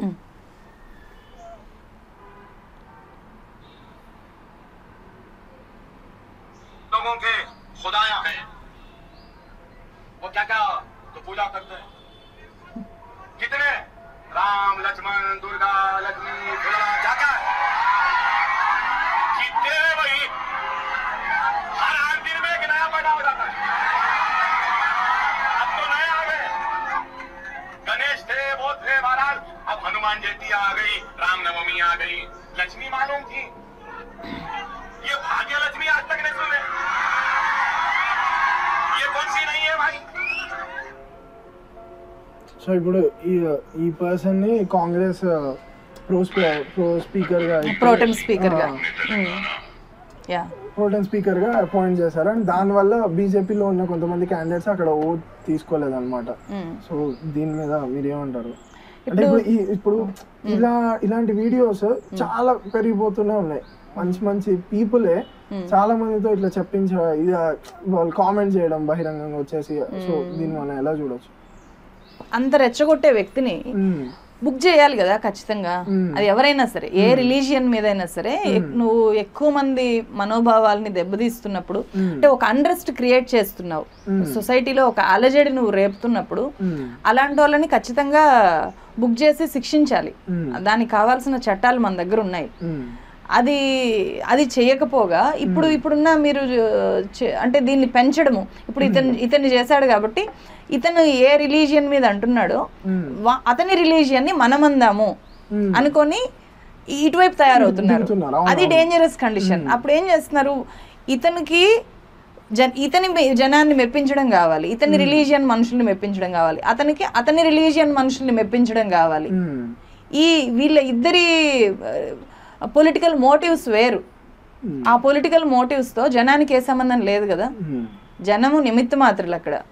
వీళ్ళు ఎదగడం కోసం వీళ్ళు ఎంచుకున్న మార్గాలు. నేను నా ఛానల్ ద్వారా ఎప్పుడు చెప్పేది అదే, జనం రియలైజ్ అవ్వాల్సింది వీళ్ళ రాజకీయ ఉద్దేశాలని మీరు గ్రహించండి అని చెప్పడమే మనము పదే పదే చెప్తున్నది. ఏం నీకు రిలీజియన్ ని పబ్లిక్ లో డిస్కస్ చేయాల్సిన అవసరం ఏముంది? అతని రిలీజియన్ని యువతలు వాళ్ళు లేకపోతే అక్కడే అతని పక్కనే నిలబడితే అతని ఫీలింగ్ ఎట్లా ఉంటుంది? ఇప్పుడు అతను అన్నాడు ఒక రిలీజియన్ని, అతని రిలీజియన్ని అంటే ఖచ్చితంగా అతనికి కోపం వస్తుంది. కాబట్టి మనం విన్నప్పుడు ఆ పూజ చేసే వాళ్ళకి పాటించే వాళ్ళకి ఖచ్చితంగా కోపం వస్తుంది, చాలా కోపం వస్తుంది. సో అది రెస్పాన్సిబుల్ సిటిజన్స్గా మనం అసలు ఎప్పుడు దాన్ని చేయకూడదు. సో ఇంకొకటి అన్నారు మీరు, ప్రొటెం స్పీకర్ గా అతన్ని ఎట్లా పెట్టారు అని అంటారు కదా, అది డిఫరెంట్ యాక్చువల్ గా. ఇప్పుడు అతన్ని మామూలుగానే కేసు పెట్టి బుక్ చేసేసి అతన్ని అసెంబ్లీలోకి అడుగు పెట్టనీయకుండా చేసి ఉండాలి. ఓకే, ఇట్లాంటి వాళ్ళు అన్రెస్ట్ క్రియేట్ చేసేవాళ్ళు, ఇటు రాజా సింగ్ కానీ ఇటు అక్బరుద్దీన్ ఓవైసీ కానీ, ఇలాంటి వాళ్ళు మాట్లాడితే రిలీజియన్ ని జనాల మనోభావాలతోనే ఓట్లే ఎంచుకునే వాళ్ళు మనకి ఏం చేస్తారు? వీళ్ళు మనల్ని రెచ్చగొట్టడానికి కాదు కదా, వీళ్ళు తీసుకెళ్లి మనము వీళ్ళకి చేతికి అధికారం ఇచ్చి వాళ్ళకి మొత్తం ఓట్లేసి గెలిపించి కూర్చోబెట్టేది. రెచ్చగొట్టే వాళ్ళు కావాలంటే రెచ్చగొట్టే వాళ్ళని కోరుకోరు జనం ఎప్పుడు. సో ఏమి లాభం ఉండదు, వాళ్ళని అక్కడి దాకా వెళ్ళనీయకుండా ఉండాలి. సరే వెళ్ళారు, అక్కడ దాన్ని ప్రొటెం స్పీకర్ అనేది మనకు అసెంబ్లీ రూల్స్ ప్రకారము రూల్ బుక్ ప్రకారం ఏంటి, ఎక్కువ ఎక్స్పీరియన్స్ ఎవరికి ఉంటే వాళ్ళు ఆ బాధ్యత తీసుకోవాలి. ఎందుకంటే అందరు అప్పుడే వస్తారు అసెంబ్లీలోకి, సో ఎవరో ఒకరు చేయించాలి, బయట వ్యక్తులు వచ్చి చేయించలేరు. ఒక ఎమ్మెల్యే, సీనియర్ మోస్ట్ ఎమ్మెల్యే ఆ పని చేయాలి. కేసీఆర్ గారు అప్పుడు హాస్పిటలైజ్ అయ్యారు, ఆయన సిక్ అయ్యారు, వచ్చే కండిషన్ లేదు. నెక్స్ట్ ఎక్కువ సార్లు గెలిచింది అక్బరుద్దీన్ ఓవైసీ కాబట్టి ఆయన్ను ప్రొటెం స్పీకర్ గా ఎంచుకున్నారు. దాంట్లో నేను ఇన్నాళ్ళు తిట్టిపోసిన వ్యక్తి అక్కడ ఉన్నప్పుడు నేను అతని దగ్గరికి వెళ్ళి ఎట్లా ప్రమాణం చేయాలి, నేను ఎట్లా రెస్పెక్ట్ చేయాలి, నన్ను నువ్వు మళ్ళీ క్వశ్చన్ చేస్తారు కదా అనే ఒక క్వశ్చన్ వీళ్ళకి వస్తుంది ఇక్కడ బీజేపీ వాళ్ళకి. అందువల్ల మళ్ళీ అది దాన్ని ఇద్దరు కూడా చిన్న చిచ్చు రేపేలాగా చేశారు. ఆ తర్వాత వెళ్ళి మళ్ళీ పర్మనెంట్ స్పీకర్ ఎన్నికయ్యాక వీళ్ళు వెళ్ళి బీజేపీ వాళ్ళు వెళ్ళి చేశారు. అండ్ మీరు అన్నారు కేసు పెట్టి లైక్ చేయించాలి అది అని. ఈ పొలిటీషియన్స్ మీద ఎంతవరకు ఈ కేసు మీకున్న పరిధిలో మీకున్న నెట్వర్క్ లో ఇది నాకు చెప్పండి, ఈ పొలిటీషియన్స్ మీద ఈ కేసులు అనేది ఎంతవరకు వర్క్ అవుతాయి? ఎందుకంటే ఎన్నో కేసులు పెట్టి, అంటే ఇప్పుడు కొన్ని కేసులు ఒక మంచి లీడర్ మీద కూడా కొన్ని కేసులు ఖచ్చితంగా ఉంటాయి, అంటే అతను డిఫెమ్ చేయడం కానివ్వండి లేకపోతే ఏదో నెగిటివ్ ఎలిగేషన్స్, కానీ కొన్ని కేసులు నిజంగా పొలిటీషియన్స్ మీద జెన్యున్ గా వెళ్తాయి. అవి ఎంతవరకు వర్క్ అవుతాయి ఆ కేసెస్? అంటే ఇప్పుడు కేసులు ఎన్ని ఎక్కువ పెడితే వాటిని మెడల్స్ గా తీసుకుంటాము అని చెప్పి ఏకంగా రేవంత్ రెడ్డి గారు కూడా చెప్పారు కదా, అట్లాంటి పద్ధతి పెరిగిపోయింది కదా కేసులు పెడితే. సో అవి కొన్ని జెన్యూన్ కేసులు ఉంటాయి, ఫేక్ కేసులు ఉంటాయి. బట్ వీటి మీద పెట్టేది ఎవరు, పిల్లి మెడలో గంట కట్టేది ఎవరు అనేది కదా ముఖ్యము. వాళ్ళు పెట్టాలి, వీళ్ళ మీద ఫైట్ చేయాలి అంటే ఇటువైపు వ్యక్తి చాలా మోర్ పవర్ఫుల్ ఉండాలి కాబట్టి, చాలా ఖర్చు అయ్యే పని కాబట్టి, చాలా లాంగ్ లీగల్ ప్రాసెస్ ఉంటుంది కాబట్టి, మళ్ళీ వాళ్ళ అపోనెంట్ లీడర్స్ ఇప్పుడు ఎంఐఎం వాళ్ళ మీద ఏదైనా స్ట్రాంగ్ గా యాక్షన్ తీసుకోవాలి అంటే అక్కడ మళ్ళీ వాళ్ళకి అపోనెంట్ ఎవరైతే ఉంటారో వాళ్ళే చేయాల్సి వస్తుంది. అందువల్ల అవి యాక్షన్ దాకా చాలా సార్లు వెళ్లకుండా ఉంటాయి. సో అందుకే పబ్లిక్ అవేర్నెస్ ముఖ్యం. ఇప్పుడు అక్కడ ఉండే అతనికి ఎవరైతే ఓట్లేసి గెలిపిస్తారో వాళ్ళకి రియలైజేషన్ రావాలి ఫస్ట్. ఆ పబ్లిక్ అవేర్నెస్ తీసుకొని వచ్చేలాగా పనిచేయాలి. Again it will take lot of time. దానికి ఇన్స్టెంట్ పరిష్కారం ఏమీ ఉండదు చేయలాంటి వాటికి. చాలా సేపు మాట్లాడాము, నాకు ఇంకా చాలా మైండ్ లో ఉన్నాయి. అండ్ ఇప్పుడు వస్తున్న పీపుల్ కి, యంగ్ జనరేషన్ ఎవరైతే ఉన్నారో 20s వాళ్ళకి కూడా ఈ మధ్య జర్నలిజం ఇంకా మీ త్రూ చాలా మందికి తెలుసుద్ది. అండ్ బయట కూడా జరుగుతున్న సిచ్యువేషన్స్ బాగా ఎక్కువైపోతున్నాయి. అంటే రిలీజియస్ పరంగా కానివ్వండి లేకపోతే పొలిటికల్ పరంగా కానీ ఖచ్చితంగా యూత్ పార్టిసిపేషన్ అయితే నేనైతే అనుకుంటున్నా పెరుగుతుంది అని అనుకుంటున్నా. సో వాళ్ళకి మీరు ఇచ్చే సజెషన్? నేను ఎప్పుడు చెప్పేది, ఇందాక కూడా చెప్పింది, మీరు జర్నలిజంలోకి వస్తే ఐ ఆల్వేస్ వెల్కమ్. ఎక్కువ మంది జర్నలిజంలోకి రావాలి. జెన్యూన్ జర్నలిస్టులు ఎంతమంది పెరిగితే అంత హెల్ప్ అవుతుంది. కొంతమంది నేను ఎక్కడికో వెళ్ళి, ఇప్పుడు జర్నలిజం నేర్పించే కోర్సెస్ కూడా మనకు అందరికీ అందుబాటులో ఉండవు, ఎక్కడికో వెళ్ళాలి, అంత నాకు కుదరదు అన్నప్పుడు అట్లీస్ట్ నీకు మంచి అనిపించింది నువ్వు చెప్పు ధైర్యంగా, నీకు చెడు అనిపించింది నువ్వు చెప్పు, నీ వాయిస్ అయితే నువ్వు ఇవ్వు ముందుకొచ్చి. ఏమీ కాదు, నువ్వు జెన్యూన్ గా ఉండు, నువ్వు సేఫ్ గా ఉండి ఎవరిని దూషించకుండా మంచి లాంగ్వేజ్ తో నీ ఇష్యూ చెప్పు అనేది అయితే చెప్తాను. అట్లా ఇష్యూ చెప్పిన ప్రతి ఒక్కరు కూడా ఒక ఇండిపెండెంట్ జర్నలిస్ట్ గా చిన్న చిన్న స్థాయిల్లో ఎస్టాబ్లిష్ అయ్యి మెల్లగా గ్రోత్ ఫాస్ట్గా ఉండకపోవచ్చు. ఒక తిట్లతో చేసిన జర్నలిజంకి వచ్చినంత అది జర్నలిజం అని నేను అనుకోను.